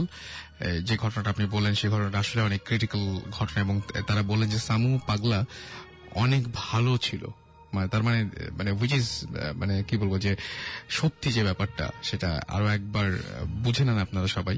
এবং তিনি বলছেন থ্যাংক মানিক ভাইয়া। হ্যাঁ, so আমাকে ওখানে মানিক নামে সবাই চেনে। তো সবাই ওখান থেকে চেনে। এসএমএসটা এসেছে তাসবির নামে কেউ একজন এসএমএস করেছেন এন্ড তিনি বলেছেন যে তাকে নিয়ে যে ঘটনাগুলো সে ঘটনাগুলো আসলে ক্রিটিক্যাল এবং সামু পাগলা যে অনেক ভালো ছিল সেটা তিনি বলছেন। সো সবকিছু আসলে এরকম ভাবে উড়িয়ে দেওয়া যায় না, সবকিছু উড়িয়ে দিতে নাইও। মানে আমার যেটা মনে হয় যে আপনার বিশ্বাস অবিশ্বাস যাই হোক না কেন এটা আসলে কোনো তর্ক করার মতো বিষয় না। আমি শুধু এটুকু বলবো যেটা সত্যি না মিথ্যা এই বিষয়টা নিয়ে তর্ক করার কিছু নাই। আসলে আপনার ইচ্ছা হলে আপনি বিশ্বাস করবেন, না ইচ্ছা হলে বিশ্বাস করবেন না, এবং বিশ্বাস করা বা বিশ্বাস না করাটাও কিন্তু জরুরি না। ব্যাপারটা হচ্ছে আপনার যদি জানতে ইচ্ছা করে আপনি জানলেন। হ্যাঁ, মানে আমি কিন্তু কোনোদিন আপনার এই প্রশ্নের উত্তর দেবো না যে আমি বিশ্বাস করি কি বিশ্বাস করি না, সেই প্রশ্ন এখানে আসছে না। সো ব্যাপারটা এরকমই আর কি। যাই হোক, আপনার যদি কোনো অভিজ্ঞতা থাকে তাহলে অবশ্যই আপনি শাউট লিখে স্পেস দিয়ে আপনার নাম লিখে স্পেস দিয়ে আপনার মেসেজটা লিখে পাঠিয়ে দিতে পারেন 9840 নাম্বারে। অ্যান্ড রিয়েলি আপনাদের থ্যাঙ্কস জানাচ্ছি যে বছরের শুরুর দিনটাতে আপনারা সবচাইতে বেশি মানুষ যে শুনছেন আপনাদের এসএমএস দেখে বুঝতে পারছি আমরা সেটা। আমি দেখতে পাচ্ছি এখন আমাদের এসএমএস করেছেন শিমুল এবং তিনি বলেছেন যে আচ্ছা সামু কি ইসলামিক শরিয়ত মতে চলতেন কিনা তিনি এটা জানতে চেয়েছেন। ব্যাপারটা হচ্ছে মানে সামুকে আসলে ধর্ম পালন করতেন কিনা এটা জানতে চেয়েছেন, যে সেটা ইসলাম হোক বা হিন্দু হোক যাই হোক না কেন। না, উনাকে কখনো দেখি নাই মন্দিরেও যেতে কিংবা মসজিদেও যেতে। আচ্ছা। ম্যাক্সিমাম সময় দেখতাম যে চুপচাপ ওই মুনি ঋষিরা যেভাবে বসে সেভাবে বসে নিজের সাথে নিজে কথা বলছে। ওকে, সেটাই স্বাভাবিক যে একজন মানুষ যাকে সবাই পাগল হিসেবে জানে তার পক্ষে আর এর চাইতে মানে কি বলবো যে অন্য কোনো স্পেসিফিক কোনো কিছু করার প্রশ্ন খুব একটা বেশি আসছে না। পিয়াল লিখেছেন আমাদেরকে, পিয়াল এসএমএস করেছেন এবং আবির আমাদের এসএমএস করেছেন, আলম এসএমএস করেছেন, আলিফ এসএমএস করেছেন, রুমি এসএমএস করেছেন আমাদেরকে, তুবা এসএমএস করেছেন, জামান, তারপরে স্বাধীন, মামুন এসএমএস করেছেন আমাদেরকে, তাশিক এসএমএস করেছেন, শিমুল, সাইফ সহ আরো অনেকে। সো সবাইকে থ্যাঙ্কস জানাচ্ছি আরো একবার এসএমএস পাঠানোর জন্য। এবং এসএমএস গুলো হয়তো পড়া হচ্ছে না, কিন্তু সেই এসএমএস গুলো সযত্নে আমাদের কাছে সংরক্ষিত থাকবে। এটা নিয়ে আপনি একদম চিন্তা করবেন না, এটা আপনি একদম পুরোপুরি ধরে নিতে পারেন। আমি আরেকটা ঘটনা একটু আপনাদের সামনে শেয়ার করব। সেটা হচ্ছে যে আমাদের একজন এসএমএস করেছেন এবং তার নামটি হচ্ছে, তিনি যেটা বলছেন যে সোহেল নাসিরাবাদ চিরাগং থেকে এসএমএস করেছেন এবং তিনি বলছেন রাসেল ভাই আমি আপনাকে এবং সুমন ভাই, সাকিব ভাই, জিবরান ভাই, ভূত এফএম এর সংশ্লিষ্ট সবাই এবং সকল লিসনারদের নববর্ষের শুভেচ্ছা জানাচ্ছি। আমার নাম সোহেল, চট্টগ্রামে থাকি। ভূত এফএম আমার প্রিয় একটি অনুষ্ঠান, অনেক ভালো লাগতো শুনতে, অনেক ভালো লাগে শুনতে, খারাপ লাগে যখন অনুষ্ঠানটা শেষ হয়ে যায়, আর অপেক্ষায় থাকি কখন ফ্রাইডে নাইট আসবে। আরো ভালো লাগতো যদি অনুষ্ঠানটা সপ্তাহে 2 দিন প্রচার করা যেত। যাক, সে কথা আমি ভূত এফএম বিষয়ক ব্যাপারগুলোতে অনেক কৌতূহলী। আজকে আমার জীবনে পর্যায়ক্রমে ঘটে যাওয়া কিছু এক্সপেরিয়েন্স আপনার সাথে শেয়ার করতে চাই। আমি তখন ক্লাস 8-এ পড়ি, থাকতাম নারায়ণগঞ্জের মিশন পাড়াতে একটা দোতলা বাড়িতে। বাড়িটার 3 দিকটা ছিল বড় বড় কচুরি পানাওয়ালা পুকুর। ওই সময় নারায়ণগঞ্জে পুকুর বেশি ছিল। দোতলা বাড়িটার পাশের ফ্ল্যাটে ছিল একটি ফ্যামিলি। ভদ্রলোক ছিলেন ব্যাংকার। ওনার 3 মেয়ে 1 ছেলে। ছেলেটা আমার সাথে একই ক্লাসে পড়তো। আর ভদ্রলোকের ওয়াইফ ছিলেন রোগাটে গড়ন, ফর্সা গায়ের রং, কিন্তু মানসিকভাবে অসুস্থ ছিলেন। ওনার আচরণে সেটা প্রকাশ পেত। উনি আমাকে খুব আদর করতেন। যেহেতু আমি ওনার ছেলের বন্ধু ছিলাম, উনি বিনা কারণে হাজবেন্ডের সাথে প্রায় ঝগড়া করতেন। আচ্ছা, তো আর অনেক রাত পর্যন্ত ছাদে উঠে বসে থাকতেন। আমরা প্রায় গভীর রাতে ওই বাড়ির ছাদে জুতো পায়ে দিয়ে ছাদের এক প্রান্ত থেকে অন্য প্রান্তে কারো দৌড়ে যাওয়ার শব্দ শুনতাম। মনে হতো একসাথে অনেকে খটখট শব্দ করে সারা ছাদে দৌড়ে বেড়াচ্ছে। ছাদে কোনো রেলিং ছিল না। একদিন মাকে এ ব্যাপারে জিজ্ঞেস করতে উনি বলেন, ওখানে খারাপ কিছু আছে, ছাদে কখনো যাবে না। কিন্তু আমার কৌতূহলী মনে প্রশ্ন দেখা দিল, যদি আন্টি অনেক রাত পর্যন্ত ছাদে থাকতে পারেন তাহলে আমি গেলে কি হবে। একদিন অনেক রাত পর্যন্ত পড়ছিলাম, রাত 12টা। পড়তে পড়তে ঘুম আসছিল। আমি বারান্দায় গিয়ে দাঁড়ালাম। বাসার সবাই ঘুম। হঠাৎ খেয়াল হলো সিঁড়ি দিয়ে ছাদে গিয়ে দেখি আন্টি ছাদে আছে কিনা। যদি থাকে কিছুক্ষণ গল্প করব। সিঁড়ি বেয়ে উপরে উঠে দেখি আন্টি ছাদের এক পাশে, যেখানে উনি প্রতিদিন বসে থাকেন পুকুরের দিকে মুখ করে, ওখানটায় বসে আছেন, চুলগুলো পিঠের ওপরে ছড়ানো। ছাদে চাঁদের যথেষ্ট আলো ছিল, আর আন্টি যেহেতু ফর্সা, ওনাকে আমি একটু দূর থেকে ভালোভাবেই দেখা যাচ্ছিল। আমি কাছে না গিয়ে একটু দূরে থেকে ডাকলাম, আন্টি কি করেন আপনি? বাসায় যাবেন না? উনি আমার দিকে না তাকিয়ে বলেন, পরে যাব। আমি ওনার ছেলের কথা জিজ্ঞেস করলাম, আন্টি আজাদ কি পড়ছে না ঘুমিয়ে গেছে? উনি এবারও আমার দিকে না তাকিয়ে বললেন, মনে হয় ঘুমাচ্ছে। কিন্তু আন্টির কথাগুলো মনে হচ্ছিল অনেক ভারী স্বরের আর অনেক জোরে কথা বলছিলেন। আমি একটু চুপ করতেই এবার উনি আমার দিকে মুখ ঘোরালেন, আবারও একই স্বরে, এত রাত্রে তুই ছাদে আসছিস কেন? তাড়াতাড়ি ঘরে যা। আমি ওনার কথা শুনে হয়তো ততটা ভয় পাইনি, কিন্তু ভয় পেয়েছিলাম ওনার চোখ দুটো দেখে, রীতিমতো অজ্ঞান হবার মতো। দেখলাম ওনার চোখ দুটো লাল টকটকে হয়ে আছে। মনে হচ্ছিল চোখ দিয়ে আগুন বের হবে। আমি দৌড়ে বাসায় চলে আসি। সারা রাত ঘুমাতে পারিনি। পরের দিন মাকে ঘটনাটা বললাম। মা অনেক বকলেন। একদিন সুযোগ বুঝে আন্টির ছেলেকে কথাটা বললাম। সে বলল তার মাকে নাকি জিনে ধরেছে এবং জিন নাকি তার মাকে রাতে ছাদে নিয়ে বসিয়ে রাখে, এবং জিন শব্দের সাথে পরিচিত হবার সৌভাগ্য তখন তার হয়নি। কোনো এক দিন বাড়িওয়ালার কাজের মেয়েটা বড় মাছ কাটছিল। মেয়েটার বয়স হবে আনুমানিক 22-23। হঠাৎ তিনি দেখলেন যে মাছটাকে বটি দিয়ে না কেটে ধূপ ধূপ আওয়াজ করে কোপাচ্ছে। এমন সময় সে মাছটাকে একসময় কুচি কুচি করে ফেললো। এরপর সে মাছ কাটা রেখে চুল খোলা অবস্থায় নাচানাচি করতে লাগলো, কখনো গান গাইতে লাগলো। এরকম অদ্ভুত অদ্ভুত অদ্ভুত সব ঘটনা শুরু করলো সে। এবং একজন এই ধরনের কিছু ঘটনা সেই বাসায় ঘটতো তিনি উল্লেখ করেছেন। এবং সেই বাসাতে যখন কি বলবো যে তাকে সবাই বাড়িওয়ালা এবং কয়েকজন বয়স্ক মহিলা তাকে একসময় সে হচ্ছে কি বলবো জ্ঞান হারিয়ে ফেলে, এবং বাড়ির সবাই তাকে হচ্ছে ওই যে জুতা বা ঝাড়ু এই সমস্ত দিয়ে পেটাতে শুরু করে। এরকম ধরনের ঘটনা সেই বাড়িতে ঘটতো। এবং ব্যাপারটা হচ্ছে এরকম অনেক ঘটনাই তিনি গল্পটা আসলে অনেক বড়, আজকে অত সময় নেই, আমি শেষ করবো হয়তো অন্য কোনো একদিন। তার আগে আমাদের যেহেতু গেস্ট আছে, আমরা গেস্টের কাছে ফিরে যাই। এই ঘটনাগুলো তার সাথে ঘটেছিল। আমি দেখলাম যে ঘটনাটা শেষ হওয়ার আগে আরেকটা নতুন ঘটনা শুরু হয়েছে। আপনার একটা ঘটনা আছে কক্সবাজার নিয়ে, আপনি বলছিলেন। আপনার নামটা আরেকবার বলবেন? আমার নাম দেবাশিস পঙ্কজ। রাইট, পঙ্কজ, আপনার কিছু ঘটনা আছে, আমরা সেই ঘটনাগুলো খুব সংক্ষিপ্ত আকারে ছোট ছোট করে শুনতে চাই। তো ঘটনাটা হচ্ছে প্রায় 2 বছর আগের ঘটনা। আমি কক্সবাজার যাই। তো যাওয়ার পরে আমি একা যাই ওইবার। তো একটা সিএনজি নিয়ে বের হই। বের হওয়ার পরে ওই হিমসুরির দিকে যে এইটা আছে, রাস্তাটা আছে, ওই রাস্তা দিয়ে যাওয়ার সময় আচ্ছা, আমি খালি একটা কথা বলবো যে ওই ঘটনাটা শেষ করে দিই আমি, যে কাজের মেয়েটাকে যখন পেটাতে শুরু করলো, কাজের মেয়ে কিছু কিছু গেস করতে পারতো। যেমন বাড়িওয়ালার বড় ছেলের বউ প্রেগনেন্ট ছিল।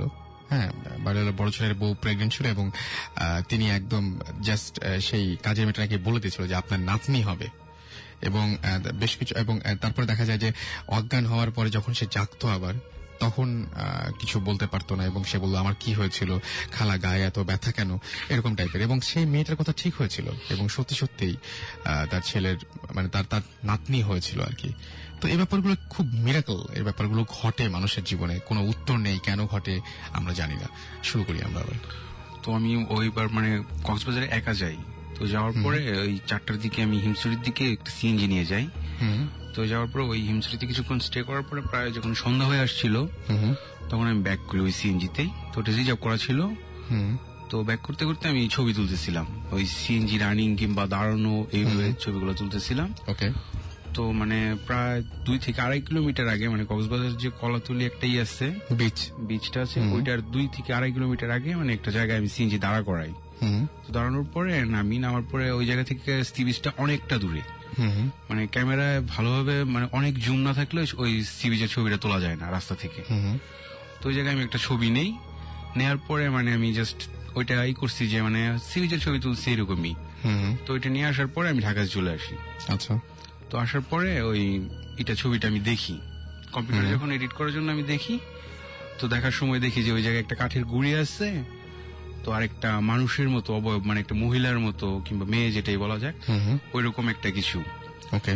তো আমি মানে করতে পারি না যে ওই সাইটে এই সন্ধ্যায় যে টাইমে মানে জোয়ার আসে যে ওই টাইমটা, ওই এত দূরে একটা সি বিচে একটা মেয়ে একা দাঁড়ায় থাকবে কিভাবে, আর রাস্তার অপোজিট সাইডে একবারে খাড়া পাহাড়, ওই সাইডে কোনো কিছু মানে মানুষ ওঠাও সম্ভব না। এক হয় আপনার ইয়েতে রোডে উঠতে হবে, রোডে ওইটা 2-2.5 কিলোমিটার মাঝখানে যারা ওইদিকে চলাচল করছে তারা জানে যে ওইদিকে কোনো বাড়ি ঘর নাই। একটা মেয়ে একা কেন একা ওই জায়গায় দাঁড়িয়ে থাকবে, এটা আমার কাছে মানে আমি দেখার পরে রাত্রে দেখছি, এখন পরে মানে কি বলবো ভয়ই লাগছে আমার কাছে ওইটা। আপনি যদি পারেন তাহলে আমাদের ছবিটা ভূত এফএম এর যে কি বলবো যে ভূত এফএম এর যে গ্রুপ আছে সেখানে ইচ্ছা করলে, আবার রেডিও ফুর্তির যে পেজ আছে সেখানে আপনার ইচ্ছা করলে আমি ছবিটা নিয়ে আসতে চাইছিলাম, বাট আমার মনে ছিল না ছবিটা। আপনি আপলোড করে দিতে পারেন যে কোনো সময়, কোনো সমস্যা নেই, আপলোড করবো। ওকে। সো আপনার কি আরো ঘটনা আছে? হ্যাঁ, আরেকটা ঘটনা আছে, লাস্ট 2-3 দিন আগের ঘটনা এটা। বাবা, একদম টাটকা। হ্যাঁ, ওইটা আমি বসুন্ধরার পিছনে একটা বাসায় থাকতাম। তো থাকার পরে ওই মানে আমার যে রুমটা আমার মেসের মতো, তো সবাই রুম নিয়ে থাকতো। তো ওই সাইডের রুমে যে থাকে সে মানে করছে, দেখছি জিনিসটা যে মানে আমাদের ঘর থেকে বের হওয়ার পরে সাইডে একটা মানে সোজা আছে, সিঁড়ি আছে, তো এটা কেউ ইউজ করে না, অন্য সাইডে একটা সিঁড়ি আছে ওইটা ইউজ করা হয়। তো এটা কেচি কেটে সবসময় তালা লাগানো থাকে। আচ্ছা। তো রাত্র 2টা না 3টা উনি বের হয়েছে, বের হওয়ার পরে দেখে যে মানে লাইট নেই ওই জায়গায়, যে একটা লোক মানে নেমে যাচ্ছে। আচ্ছা। তো নেমে যাওয়ার সময় ওই যে কেচি গেটটা যে আছে ওইটার মানে একবারে ক্রস করে চলে গেছে, বাট কেচি গেট লাগানো অবস্থায় একটা মানুষ কিভাবে ওটা ক্রস করে চলে যায়, তাই তো। তো এই জিনিসগুলো মানে খুব ভয়ের ব্যাপার। উনি রাত্রে আমার ডাইকা বলছে, তারপরে আমি আর ঘুমাইতে পারি নাই। না, ব্যাপারটা খুবই আজব। আর এই জায়গায় আমি আরেকটা কথা বলতে চাই, ওই যে আমি ফার্স্টে যে ঘটনাটা বলছি আমার ফ্রেন্ডের এটা নিয়ে, তো ওই ঘটনাটা আমার ছাড়ে নাই এখনো। ঠিক আছে, এখনো মাঝে মাঝে আমি রাত্রে মানে খুব ভয় পাই, চিল্লায় উঠি, যার কারণে একা থাকতে পারি না আমি। আচ্ছা। তো এই ঘটনাগুলো। আর ওটা কি আপনার মানে আপনি যে বললেন যে সেই ভ্যান এবং আপনার সেই বন্ধু, এই দুজনেই আপনার কাছে এখনো মানে রাত্রেবেলা ডিস্টার্ব করছে? তারা যে ফিরে আসে, আমি তো মানে জাস্ট ওই দিনের পরে আর তাদের মানে সরাসরি কিছু দেখি নাই, বাট আমি মানে তাদের এটা অনুভব করি। আমার যেটা মনে হয় যে যে আপনি যেহেতু একটা ঝামেলা ছিলই বলছেন, মন থেকে একটা মানে কি বলবো যে একটু সরি টরি বলে ফেলেন। সরি এটা করে নিচ্ছি, কিন্তু তারপরেও মানে এরকম হয় মাঝে মাঝে। ওকে। আরেকটা ঘটনা আছে, এটা আমি কি বলবো, আজকে মনে হয় আর ঘটনা না শুনি আমরা, ছোট্ট একদম একটু। আচ্ছা। এটা হচ্ছে আমাদের যে বাড়ি আছে মুক্তাগাছাতে, তো ওই জায়গায় একটা রাজবাড়ি আছে, ওই রাজবাড়ির ভিতরের ঘটনা। আচ্ছা। এটা অনেকেই শোনে। তো আমি একদিন মানে ওই কাজ ছিল অনেকটা, ওই কাজ টাজ করে রাত্র প্রায় 3টা বাজে, তো ওই রাস্তায় আমি রাজবাড়ির সামনে দিয়ে ব্যাক করছি একা। তো ব্যাক করার সময় ওই ইয়াতে মানে রাজবাড়ির সামনে যখন আসছি, তখন মানে নুপুরের শব্দ, আর ওই যে মেয়েরা যেরকম ভাবে হাসে, খুব জোরে হাসলে মানে কিন্তু খুব সুন্দর, আচ্ছা, ওই টাইপের একটা হাসি, আর মানে একটা মেয়ে দৌড়াচ্ছে নুপুর পায়ে, এরকম আমি একটা শব্দ শুনি। তো আমি জানতাম যে ওই জায়গায় মানে এরকম শব্দ হয়, আচ্ছা, অনেকেই শুনে। তো আমি শব্দ শোনার পরে আর মানে ওই জায়গায় দাঁড়িয়ে থাকতে পারি নাই, আমি দৌড়ায় আসছি। আসার পরে ওই আমাদের সাইডে একটা মানে মন্দিরের মতো আছে, ওই জায়গায় চলে গেছি। তো ওই জায়গায় যে গার্ড থাকে, সে মানে অনেকক্ষণ আমরা বসায় রাখছে, ঘাইমা ঠাইমা, মানে আমি একদম ওই যে বেহুশ হওয়ার যে মানে সেন্সলেস হয়ে যাওয়ার যে একটা অবস্থা, এরকম অবস্থা হয়ে গেছিল। ওকে, তার মানে ওই ঘটনা এবং ওই আপনি আমাকে বলছিল না যে ওই জায়গাটা ইনভেস্টিগেট করার জন্য ওখানে অনেক ঘটনা আছে। ডেফিনেটলি আমরা জানাবো ভৌত স্ট্রিমকে, তারা নিশ্চয়ই সেই বিষয়ে কোনো উদ্যোগ নিবে। থ্যাংক ইউ আপনাদের সবাইকে এত কষ্ট করে আমাদের সাথে স্টুডিওতে এসে আপনাদের এক্সপেরিয়েন্স শেয়ার করার জন্য। বুঝতেই পারছেন যে আমরা কিছুক্ষণের মধ্যেই আমরা শেষ করতে যাচ্ছি আমাদের আজকের ভূত এফএম। সো সবাই যারা এসএমএস করেছে তাদের নামগুলো আরেকবার উল্লেখ করতে চাই। বাপ্পি এসএমএস করেছেন আলামিন, শুভ, আব্দুল এসএমএস করেছেন, রাফি, রাজু, সুহানা এসএমএস করেছেন, আশিক মৌ রাজশাহী থেকে, তুর্য, সাদিয়া এবং এসএমএস করেছেন আমাদেরকে। এছাড়াও রুদ্র এসএমএস করেছেন আমাদেরকে। আচ্ছা, শাহালম মোহাম্মদ, আচ্ছা মোহাম্মদ এসএমএস করেছেন আমাদেরকে। আচ্ছা এসএমএস করেছেন ফাঁকি, আচ্ছা এসএমএস করেছেন আমাদেরকে সিভলি সহ আরো অনেকে। সো আমি সবাইকে থ্যাঙ্কস দিচ্ছি সবাইকে এতগুলো এসএমএস আমাদেরকে করার জন্য।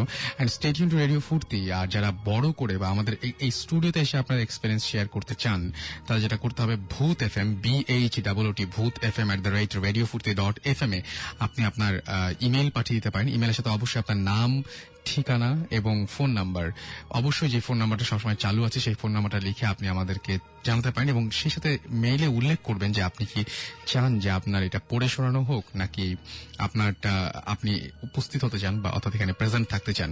আর যারা চান যে পড়ে শোনানো হবে তারা ইচ্ছা করলে আলাদা একটা ওয়ার্ড ফাইলে বাংলায় আপনার সেই এক্সপিরিয়েন্সটা লিখে দিতে পারেন, যেটা আমাদের জন্য সহজ হয় বোঝার জন্য। যদি ইংরেজিতে চান তাহলে একদম ইংরেজিতে লিখে দিবেন। এনিওয়েজ, চলে যাব আজকের মতন এই ভূত এফএম ছেড়ে।